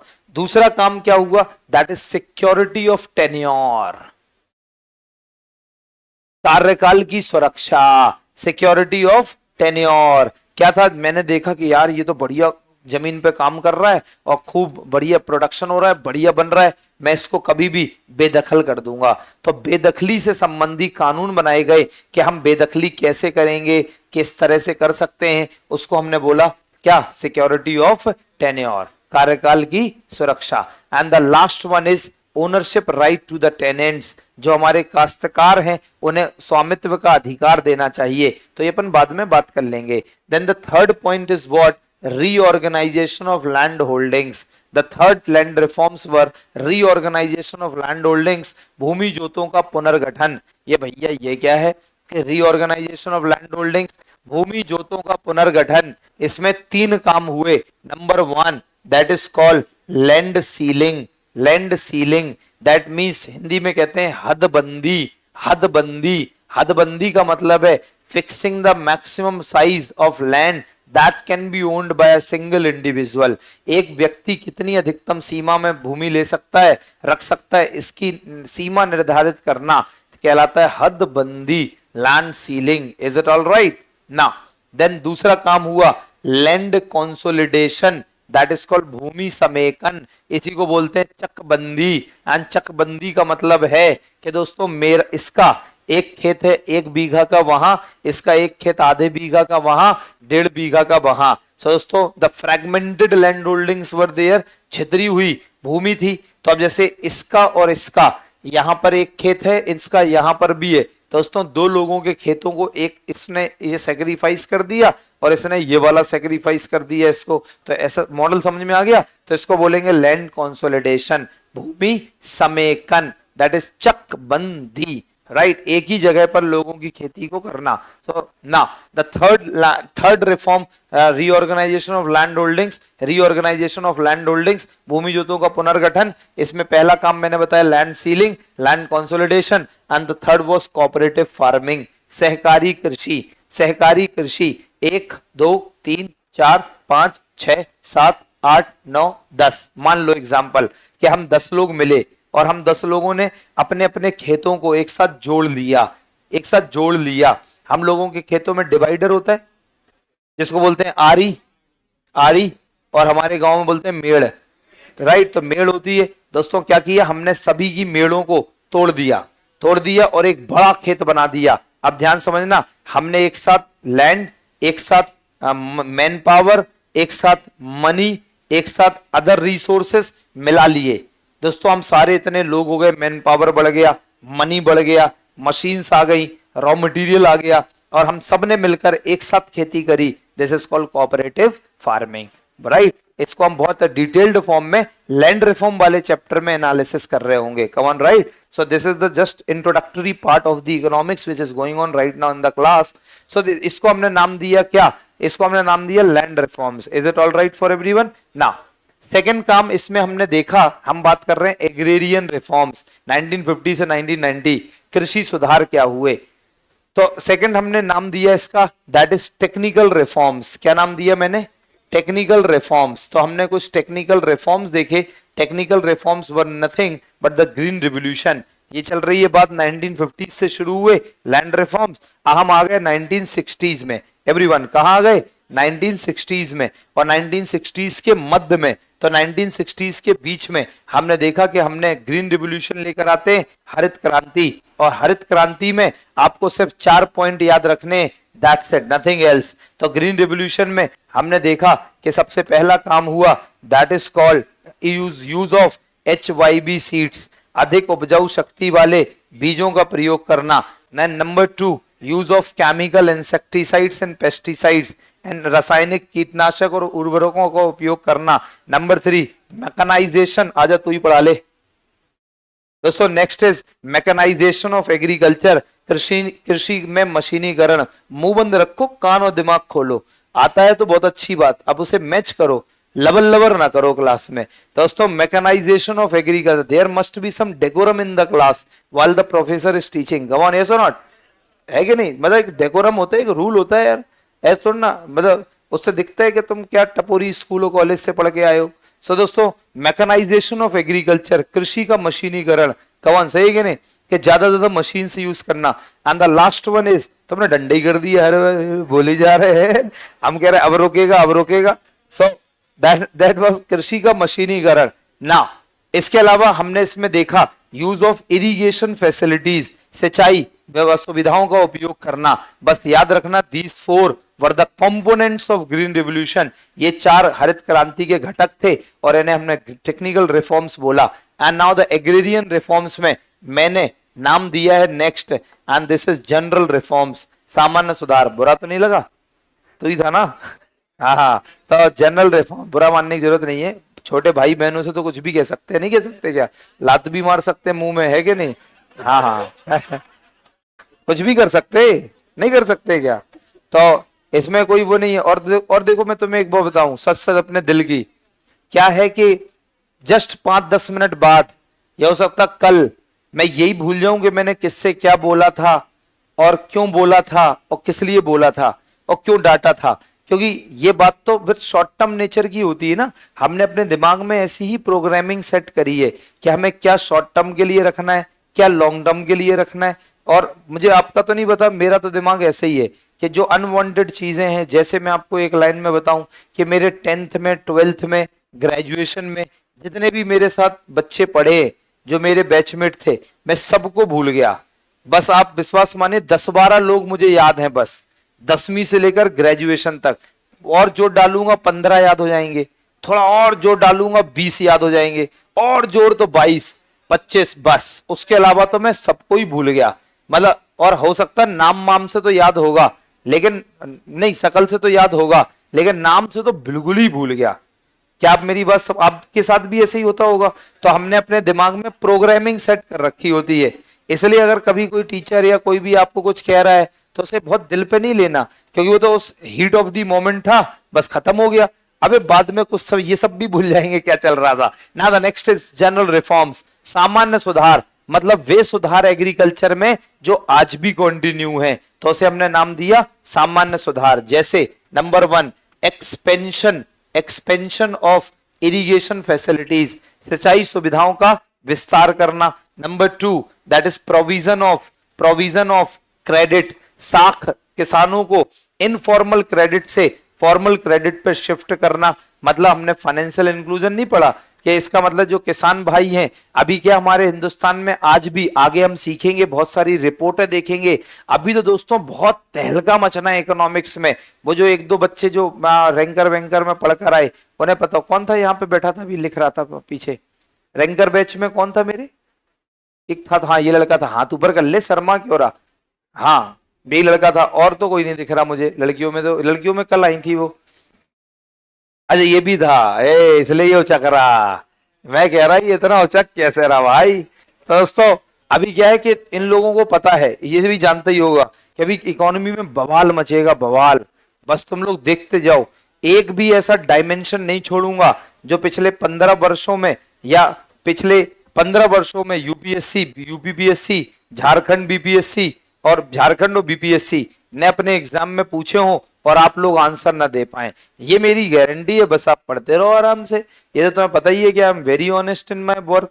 ऐसा जानते हो कि मुझे मुंह से बोलना है, जानते हो ना ये। तो अभी देखो ये प्रोविजन ऑफ क्रेडिट आज भी चल रहा है। Now number 3, the climate resilient crops को डेवलप करना, लाइक जलवायु लचीली फसलों को बनाना। जलवायु लचीली फसलें, इसका मतलब मान लो एक्सट्रीम गर्मी पड़ गई तो कुछ ऐसी फसल बनाएं जिससे गर्मी में भी प्रतिरोधक हो वो और उसका असर ना पड़े। तो मींस, और आज हम बात कर रहे हैं बाय यूजिंग सस्टेनेबल फार्मिंग, सतत कृषि, सस्टेनेबल फार्मिंग मेथड्स, सतत कृषि प्रथाएं आजकल हम यूज कर रहे हैं सो दैट, क्योंकि ग्लोबल वार्मिंग जो है उसका इंपैक्ट कम से कम पड़े। मींस यहां पे मैं कहना चाह रहा हूं द ऑर्गेनिक फार्मिंग, द जैविक खेती, यहां पे मैं कहना चाह रहा हूं the use of natural farming. आजकल हम लोग जब ग्रीन रिवोल्यूशन में थे तो हम केमिकल फार्मिंग में थे, but because of the negative impact, इसका जो नकारात्मक प्रभाव पड़ा, आज हम shifted towards the organic, the natural farming. Read about the natural ZBNF, zero budget natural farming. The concept of natural farming was given by the great agrarian personality, that is Subhas Palekar साहब ने concept दिया ZBNF, zero budget natural farming. So दोस्तों this is what the sustainable agricultural practices आजकल हम लोग अपना रहे हैं ना। इसी तरह से हम बहुत सारी बात करें कि जनरल रिफॉर्म जो भी आजकल चलते जा रहे हैं, use of the micro irrigation techniques in the agriculture, कृषि में सूक्ष्म सिंचाई तकनीक का उपयोग करना। क्यों? क्योंकि वाटर लेवल पंजाब हरियाणा में देखिए लगातार जमीन के पानी का स्तर गिरता जा रहा है। सो दैट कि हम वाटर लाइक इस तरह से यूज करें, द वाटर रिसोर्सेस को ऑप्टिममली यूज कैसे करें, सूक्ष्म सिंचाई प्रणालियों से, स्प्रिंकलिंग इरिगेशन से, ड्रिप इरिगेशन से। बस भरत थम जाए यहीं पर। नाउ सो दोस्तों this was the agrarian reforms. और दो अभी इसमें बात करेंगे तो बह जाएंगे और 1 घंटा तक बोलते ही रहेंगे, तो वो काम का है नहीं फिलहाल। तो हम बात कर रहे हैं कि 1950 से 1990 के बीच हमने इकोनॉमिक प्लानिंग का कॉन्सेप्ट देखा। एवरीवन क्या देखा हमने? एग्रीकल्चर। और इसके बाद हम देखेंगे इंडियन इंडस्ट्रीज, जो भारत के उद्योग हैं। इंडस्ट्रीज में मैंने क्या पाया वो अभी के भी सुन लो। इंडस्ट्रीज में मैंने सबसे पहली चीज ये पाई कि हमारे हिंदुस्तान में जो इंडस्ट्रीज थी इनमें dominant role of public sector, सार्वजनिक क्षेत्रों का अधिक रोल था। मतलब ध्यान समझना, चाहे वो पहली इंडस्ट्रियल पॉलिसी हो, देखेंगे इंडस्ट्रियल पॉलिसी एंड डेवलपमेंट के चैप्टर में, चाहे वो दूसरी इंडस्ट्रियल पॉलिसी 1956 की। दोस्तों दोनों इंडस्ट्रियल पॉलिसी में most of the industries were owned and the controlled by the government. ज्यादातर इंडस्ट्रीज गवर्नमेंट के द्वारा थी। इसका मतलब जो पब्लिक सेक्टर था, जो सार्वजनिक क्षेत्र था, इसका डोमिनेंट रोल था। एंड जो प्राइवेट सेक्टर थे, यहाँ पे जो निजी क्षेत्र थे, they were playing the secondary role, ये अपना द्वितीयक भूमिका निभाते थे। Secondary role, they were just assisting the government. So this was the phase of industries during 1950 to 1990। तो हमने देखा कि इस दौरान जो पब्लिक सेक्टर था, सार्वजनिक क्षेत्र, उसका उद्योगों पर प्रभुत्व था, और जो प्राइवेट सेक्टर था इसका सिर्फ सेकेंडरी रोल था, द्वितीयक भूमिका थी। So that was called the secondary role of the second like the industries. Now look at this. तो अगर हम लोग बात करें, the public sector was having the dominant role and the private sector was playing the secondary role. Apart of that, हमने industries में और क्या किया? हमने उद्योगों के विकास के लिए आयात विस्थापन किया, और ये हम स्टार्ट करते हैं इंग्लिश में import substitution for industrial development. मतलब ये हमने शुरू किया right from third 5 year plan. जब हमने पढ़ाया था आपको तीसरी पंचवर्षीय योजना 1961 टू 66, और इस बीच हमने देखा इंपोर्ट सब्स्टिट्यूशन, आयात विस्थापन, जो भूल गए एक लाइन में कि जिस चीज को हम आयात करते हैं उस चीज को अपने देश में प्रोड्यूस करें, that is called import substitution, right. इससे क्या होगा कि हमारे देश में औद्योगिक उत्पादन बढ़ेगा, देश सेल्फ रिलायंस, आत्मनिर्भरता की ओर बढ़ेगा। बोलो जी यस ना।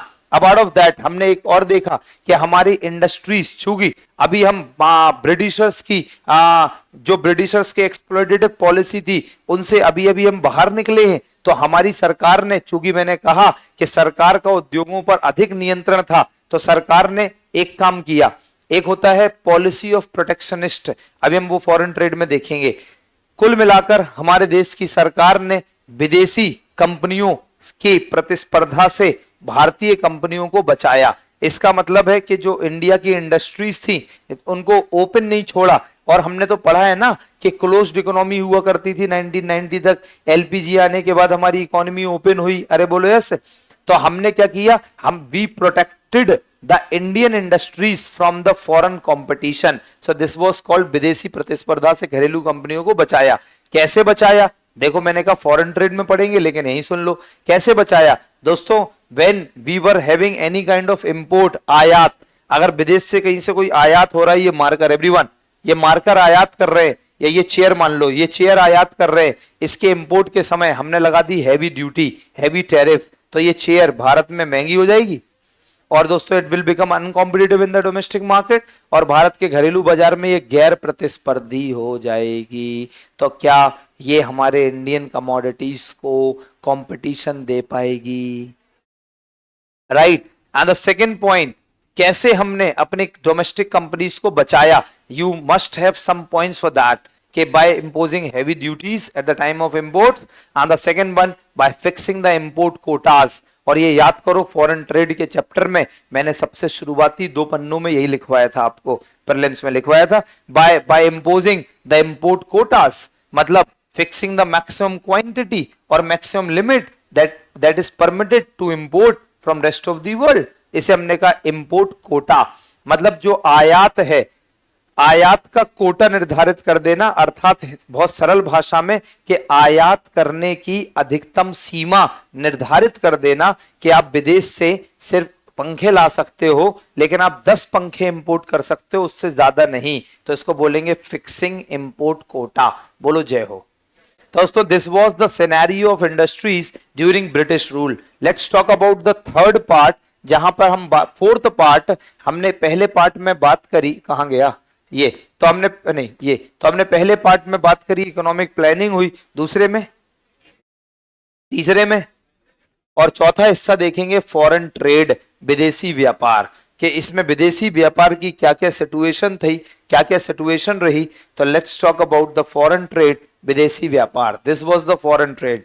थोड़े 5-6 पॉइंट्स है मेरे पास आपके आंसर को लिखने के लिए। तो पहला पॉइंट ये है कि दोनों आयात और निर्यातों में ग्रोथ देखने को मिलती है 1950 से 90 के बीच। मतलब जो हम यहाँ पर प्रोड्यूस कर रहे थे वो हम थोड़ा बहुत एक्सपोर्ट भी करते थे, कुछ चीजें इंपोर्ट भी कर रहे थे अपनी इंडस्ट्री के लिए, जो नहीं है हमारे पास, क्रूड ऑयल वगैरह तो नहीं है ना। तो हमने दोनों इंपोर्ट और एक्सपोर्ट में ग्रोथ देखी 1950 से 90 के बीच। Is it all right? No such point which needs to explain more. The second point is what, कि हमने ध्यान से ये सुनो कि जो वर्ल्ड में लाइक ग्लोबल ट्रेड है, वैश्विक व्यापार है, उसमें हमारी भूमिका कम हो गई इस दौरान, हमने ये जरूर देखा। इसलिए इंडिया की economy was became the closed economy. तो अगर हम बात करें वैश्विक व्यापार में कम योगदान हो गया हमारा 1950-51 में। अगर हम देखें तो India was having only 1.8% contribution, जो अभी अभी हमने आपको 20% भी लिखवाया, कहीं पर 4% आजादी के समय तो लिखवाई ना। मतलब आजादी के बाद हमने इतनी प्रोटेक्शनिस्ट पॉलिसी लगाई कि हमारा एक्सपोर्ट इंपोर्ट बढ़ा तो, लेकिन वैश्विक व्यापार में 50-51 में इंडिया का कंट्रीब्यूशन सिर्फ 1.8। और तो और मजे की बात यह है कि इतनी इंडस्ट्रियल पॉलिसीज बनाने के बाद भी 1991 में सिर्फ 0.5% इंडिया, इतना ही है क्या? हाँ, सिर्फ 0.5% इंडिया का कंट्रीब्यूशन रहा? बोलो जी यस। तो इसका मतलब है भारत वैश्विक व्यापार में उसका योगदान बिल्कुल ही कम हो गया। तो दूसरा पॉइंट ये सॉर्टेड है ना। थर्ड पॉइंट ये कि जो एग्रीकल्चरल एक्सपोर्ट था इसमें भी कमी आ गई, मतलब जो कृषि निर्यात के अंश में भी कमी। जरा ध्यान समझो, इसको मत देखो, मुझे सुनो कि जो एग्रीकल्चरल कमोडिटीज हैं जिनका हम एक्सपोर्ट करने लग रहे थे, क्यों? क्योंकि दोस्तों आप याद करो कि 1960 जब हमने ग्रीन रिवॉल्यूशन किया और 1960s तक, ये तो बहुत बात की बात कर रहे हैं हम, 1960s तक, बस आप दिमाग में रख लो, आगे मेरे चैप्टर्स में हल्का हो जाएगा मुझे, कि 1960s तक, जब आप इस सेंटेंस को दोबारा सुनोगे तो ज्यादा अच्छी से अप्रिशिएट कर पाओगे। 1960s तक पीडीएस, लोक वितरण प्रणाली या सार्वजनिक वितरण प्रणाली, राशन है दोस्तों, 1960s तक पीडीएस की मांग को पूरा करने के लिए भारत को खाद्यान्न आयात करना पड़ता था। देखो क्या हालत थी हमारी, मतलब we were the food deficit nation. खाद्यान्न घाटे में रहते थे हम, इतना भी फूड ग्रेन नहीं था। और 1965 में क्यों ग्रीन रिवॉल्यूशन लाया गया? ऐसी थोड़ा ना लाया गया, चीजों को सिंक्रोनाइज कर लो, वो इसलिए लाया गया भैया 1962 में इंडो साइनो वॉर, 1965 इंडो पाक वॉर, और 1966 कैसे भूल सकते हैं, द भयंकर ड्रॉट इन इंडिया। और तो और भारत तो फूड डेफिसिट था, इतनी समस्याएं हो गई, अब तो और भी खाने के लाने खत्म हो गए। तो फिर हमने सोचा क्या करें, चलो टेक्निकल रिफॉर्म्स करते हैं एग्रीकल्चर में, और उससे हमने एग्रीकल्चरल प्रोडक्शन बढ़ाया, and right now we are in food surplus country. और तो और अभी हमारे पास इतना खाद्यान्न है कि हमारी सरकार ने तो कह दिया कि 2024 1 जनवरी से 31 दिसंबर 2028, 29 मान लो, तक हम 81.31 करोड़ लोगों को फ्री में फूड ग्रेन्स देंगे अंडर प्रधानमंत्री गरीब कल्याण अन्न योजना। तो दोस्तों राइट, तो अभी हम यहां पे बात कर रहे हैं कि हमारे देश में 1950 से 1990 के बीच क्या रहा, फूड एग्रीकल्चरल एक्सपोर्ट भी कम हो गया। इसके मेरे पास दो कारण हैं, आपको ऐसी पॉइंट्स कलेक्ट करने हैं दोस्तों, और मेंस लिखना बहुत बड़ी बात नहीं है। और अब आप लोगों को पढ़ने में ये भी लग रहा होगा, एक दो दिन और दो मुझे, आपको ये लगने लगेगा कि यार पीटी निकालना बहुत टफ है, मेंस निकालना बहुत आसान है। जो तुम्हारी अवधारणा है वो बिल्कुल मैं पलट दूंगा, और अगले 10 दिन में तुम्हारे दिमाग की काया कल पलट दूंगा। मतलब ये मान लो पीटी इज वेरी टेक्निकल और मेंस उसका 90% सरल। जो तुम सोचते यार मेंस तो बहुत कठिन है, पीटी थोड़ा टेक्निकल है। Once you will qualify the PT, right, और आपने इतना सुन लिया सारे टीचर्स को, मेंस बहुत आसान है। कभी और बात करेंगे, मेरे पास थोड़ा कम मौका है। यहां देखो, अगर हम एग्रीकल्चरल प्रोड्यूस का एक्सपोर्ट कम, एग्री एक्सपोर्ट कम क्यों हो गया? अरे भैया ये बताओ, 1950 से 90 के बीच भारत में उद्योग स्थापित हुए, इंडस्ट्रीज बनी। अब इंडस्ट्रीज को रॉ मटेरियल चाहिए था, वो कहां से आता है? एग्रीकल्चर से। तो आधा रॉ मटेरियल तो इंडस्ट्रीज ने खा लिया, और बाकी 1921 के बाद तो हमने बताया ग्रेड डिवाइड हुआ, और तो और आगे बताया नहीं, 1951 के बाद तो वहां तो ईयर ऑफ ग्रेट डिवाइड बोलते हैं, लेकिन 1951 के बाद तो पॉपुलेशन एक्सप्लोजन हुआ, मतलब जनसंख्या विस्फोट हुआ। पता नहीं क्यों ही हुआ, ये तुम लोग जानो दोस्तों। तो अगर हम बात करें कि जनसंख्या विस्फोट हुआ, अब ये बताओ इतनी बढ़ती जनसंख्या को हमें फीड कराना है, तो क्या हमें एग्रीकल्चरल कमोडिटीज चाहिए या नहीं? तो इस दौरान जो एग्रीकल्चर बढ़ा, लेकिन उसका हमने एक्सपोर्ट नहीं कर पाए, क्योंकि वो दो कारणों से, एक तो इंडस्ट्रीज ने खपत ले ली, और बाकी जनसंख्या बढ़ी तो उनकी कंजम्पशन डिमांड में ही चला गया। I hope you guys got the point everyone.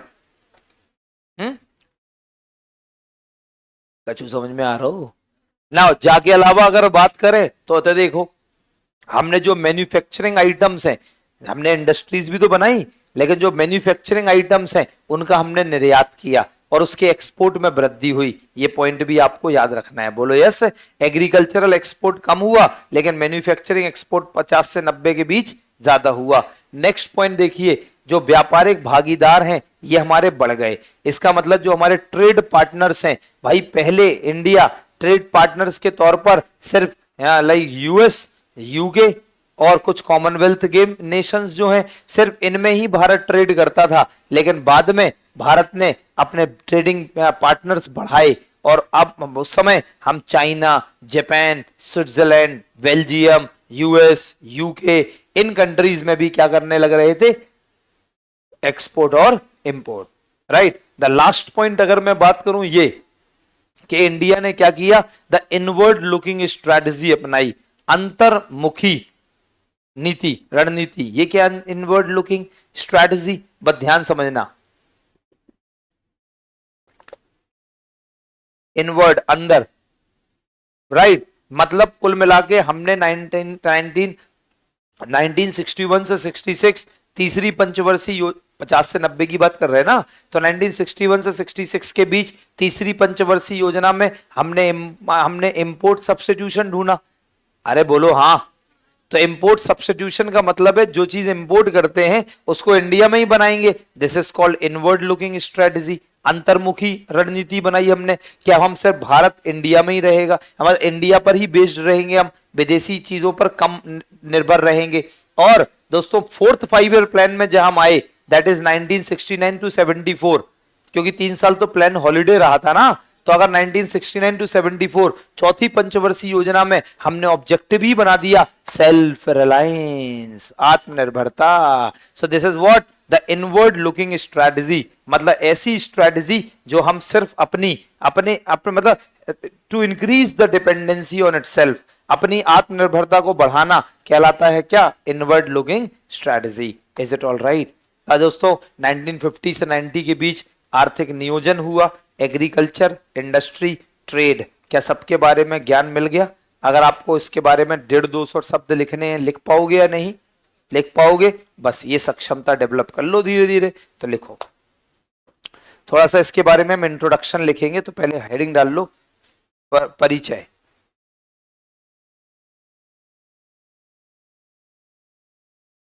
Class का टाइम हो गया ना वैसे। और 2 बजे आपका टेस्ट भी है ना, तो आप मुझे बताइए क्या हम 10 मिनट लिख लें या आपको छोड़ दें? मैं दोनों में तैयार हूं। अगर आपको you guys need break, you guys need to go out, then मैं छोड़ भी सकता हूं, मुझे कोई।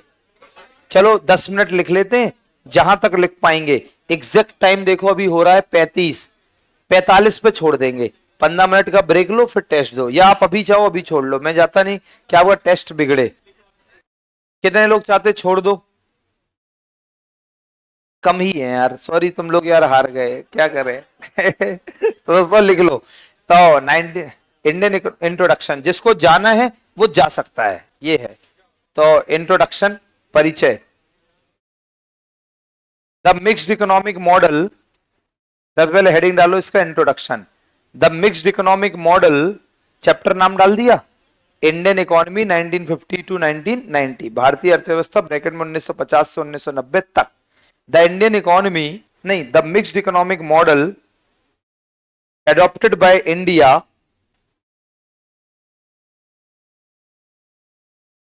after independence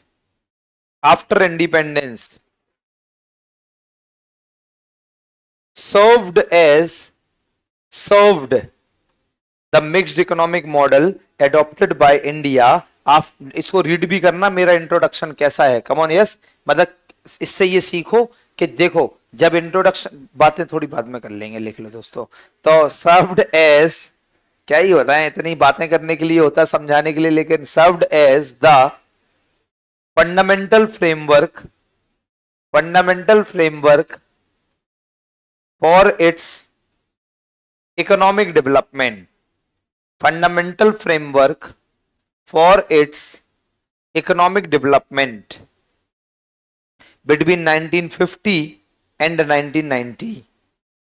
1950 से, नहीं ऐसे लिखो, स्वतंत्रता के बाद, यहां शुरू करो, स्वतंत्रता के बाद भारत द्वारा अपनाए गए मिश्रित आर्थिक मॉडल ने 1950 और 90 के बीच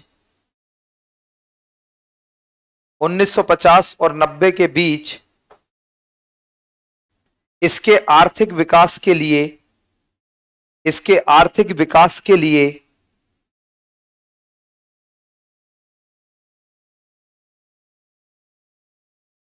इसके आर्थिक विकास के लिए मूलभूत ढांचे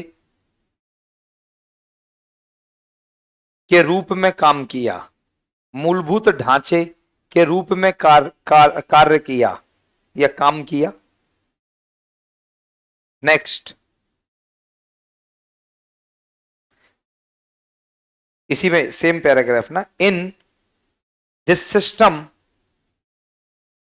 system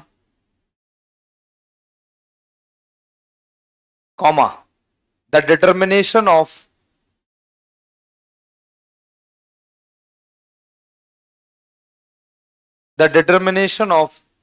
what goods and services to produce, what goods and services to produce,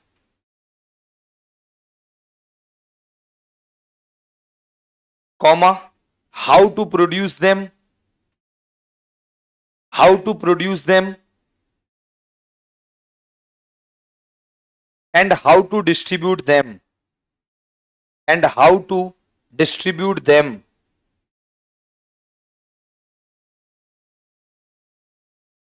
how to distribute them was a collaborative effort, was a collaborative efforts, effort, EFFORT, was a collaborative effort between the government and the market forces, between the government and market forces. इस प्रणाली में, full stop करके, इस प्रणाली में यह निर्धारित करना कि कौन सी वस्तुओं और सेवाओं का उत्पादन किया जाए, कौन सी वस्तुओं और सेवाओं का उत्पादन किया जाए। इंग्लिश में अब तक लिख लो, the government assumed ownership, the government assumed ownership, कौन सी वस्तुओं और सेवाओं का उत्पादन किया जाए, कॉमा उन्हें कैसे उत्पादित किया जाए, उन्हें कैसे उत्पादित किया जाए। The government assumed ownership and control over certain critical economic activities, certain critical economic activities, उत्पादन, उन्हें कैसे उत्पादित किया जाए और उन्हें कैसे वितरित किया जाए, और उन्हें कैसे वितरित किया जाए, कॉमा सरकार और बाजार की शक्तियों के बीच, सरकार और बाजार की शक्तियों के बीच एक सहयोगात्मक प्रयास था, सहयोगात्मक प्रयास था। Government assumed ownership and control over critical economic activities, comma particularly in sectors deemed, DEEMED, deemed vital for, particularly in sector deemed vital, VITAL, vital for, VITAL, vital for national development, particularly in sectors deemed vital for national development and social welfare,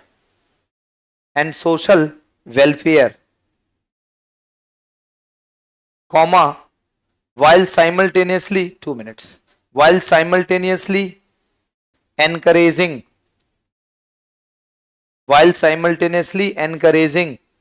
the coexistence and growth of private sector, coexistence and growth of private sector, like कैसे उत्पादन किया जाए, उन्हें कैसे वितरित किया जाए, सरकार और बाजार की शक्तियों के बीच एक सहयोगात्मक प्रयास था। हो गया, सहयोगात्मक प्रयास था, फुल स्टॉप। सरकार ने, इंग्लिश मीडियम रीड करो इंट्रोडक्शन 2-3 बार, जल्दी से 2-3 बार रीड करो। सरकार ने कुछ महत्वपूर्ण आर्थिक गतिविधियों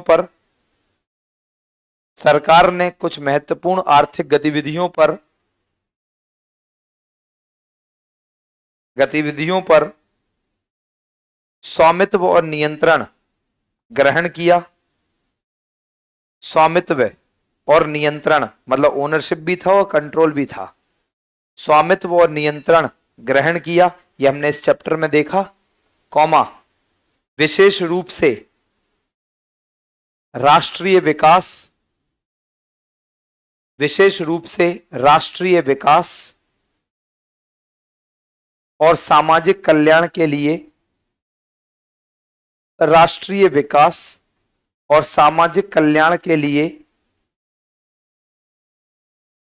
महत्वपूर्ण माने जाने वाले क्षेत्रों में,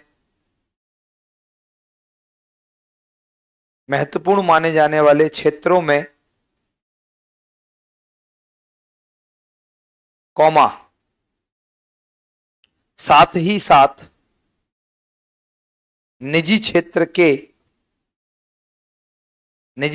के सह अस्तित्व और विकास को, सह अस्तित्व और विकास को प्रोत्साहित किया, सह अस्तित्व और विकास को प्रोत्साहित किया।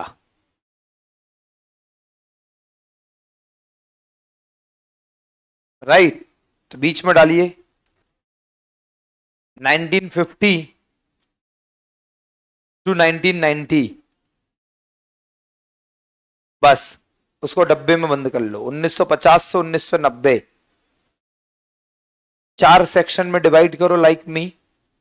द इकोनॉमिक प्लानिंग, पहला इकोनॉमिक प्लानिंग आर्थिक नियोजन, दूसरा इंडियन एग्रीकल्चरल सेक्टर भारतीय कृषि क्षेत्र, भारतीय कृषि क्षेत्र, तीसरा इंडियन इंडस्ट्रियल सेक्टर भारतीय औद्योगिक क्षेत्र। आनंद आ रहा है इकोनॉमी पढ़ने में? आवाज नहीं आई मुझे, जबरदस्ती पूछ रहा क्या मैं? ज्ञान मिल रहा है? राइट, अभी धीरे धीरे ऐसे डेवलप हो जाएगा, सही है कि नहीं? इंडियन हो रहा है, अच्छा हो रहा है, ठीक है। इंडियन इंडस्ट्रियल सेक्टर मतलब मेंस का अप्रोच बिल्कुल अलग है, पीटी बिल्कुल अलग, पीटी का नेचर अलग है तो अलग ही अप्रोच होगा। इंडियन भारतीय औद्योगिक क्षेत्र एंड लास्ट में इंडियाज फॉरेन ट्रेड, भारत का विदेशी व्यापार, इंडियाज फॉरेन ट्रेड भारत का विदेशी व्यापार, इंडियाज फॉरेन ट्रेड भारत का विदेशी व्यापार। हो गया, बीच में हेडिंग डालो इकोनॉमिक प्लानिंग आर्थिक नियोजन, और इसे कल लिख लेंगे। अब now have rest for few minutes, then all the very best for the test. Combined test है क्या? फुल लेंथ है क्या? है जीएस पेपर 1 है, ठीक है। स्टेट्स के लिए तैयार हो आप लोग? है, चलिए तो दोस्तों मिलते हैं अपनी अगली क्लास में, और कल सेम टाइम पर रहेंगे कल, और फिर कोशिश करेंगे मंडे से अपन 5-6 घंटे की क्लास मैनेज करें। कम ऑन, यस, कल सेम जैसे 11:30, हाँ 11:30 थी ना आज, हाँ 11:30, क्योंकि मैं 8 से 11 वहां रहूंगा। तो देखो दोस्तों, सुन लो मुझे, मंडे ट्यूसडे वेडनेसडे थोड़ा तैयार रहिए, 6-6 घंटे के सेशन लेंगे इकोनॉमी के, कम ऑन राइट, और 6-6 घंटे ब्रेक भी लेंगे बीच में, और 6 घंटे में हम थोड़ा ज्यादा कवर कर लेंगे। नहीं तो भाई देखो, अगर मैं ज्यादा पढ़ाता हूं तो ये लोग मुझे ज्यादा पैसा भी नहीं देते, विद्या माता कसम, लेकिन वो तो मैं अपने सब्जेक्ट के साथ जस्टिस करने के लिए ऐसा प्लान कर रहा हूं। कम ऑन राइट, तो सही है आकाश भाई, 6 घंटे Monday Tuesday Wednesday. Have a nice and wonderful time, God bless you all, जय हिंद।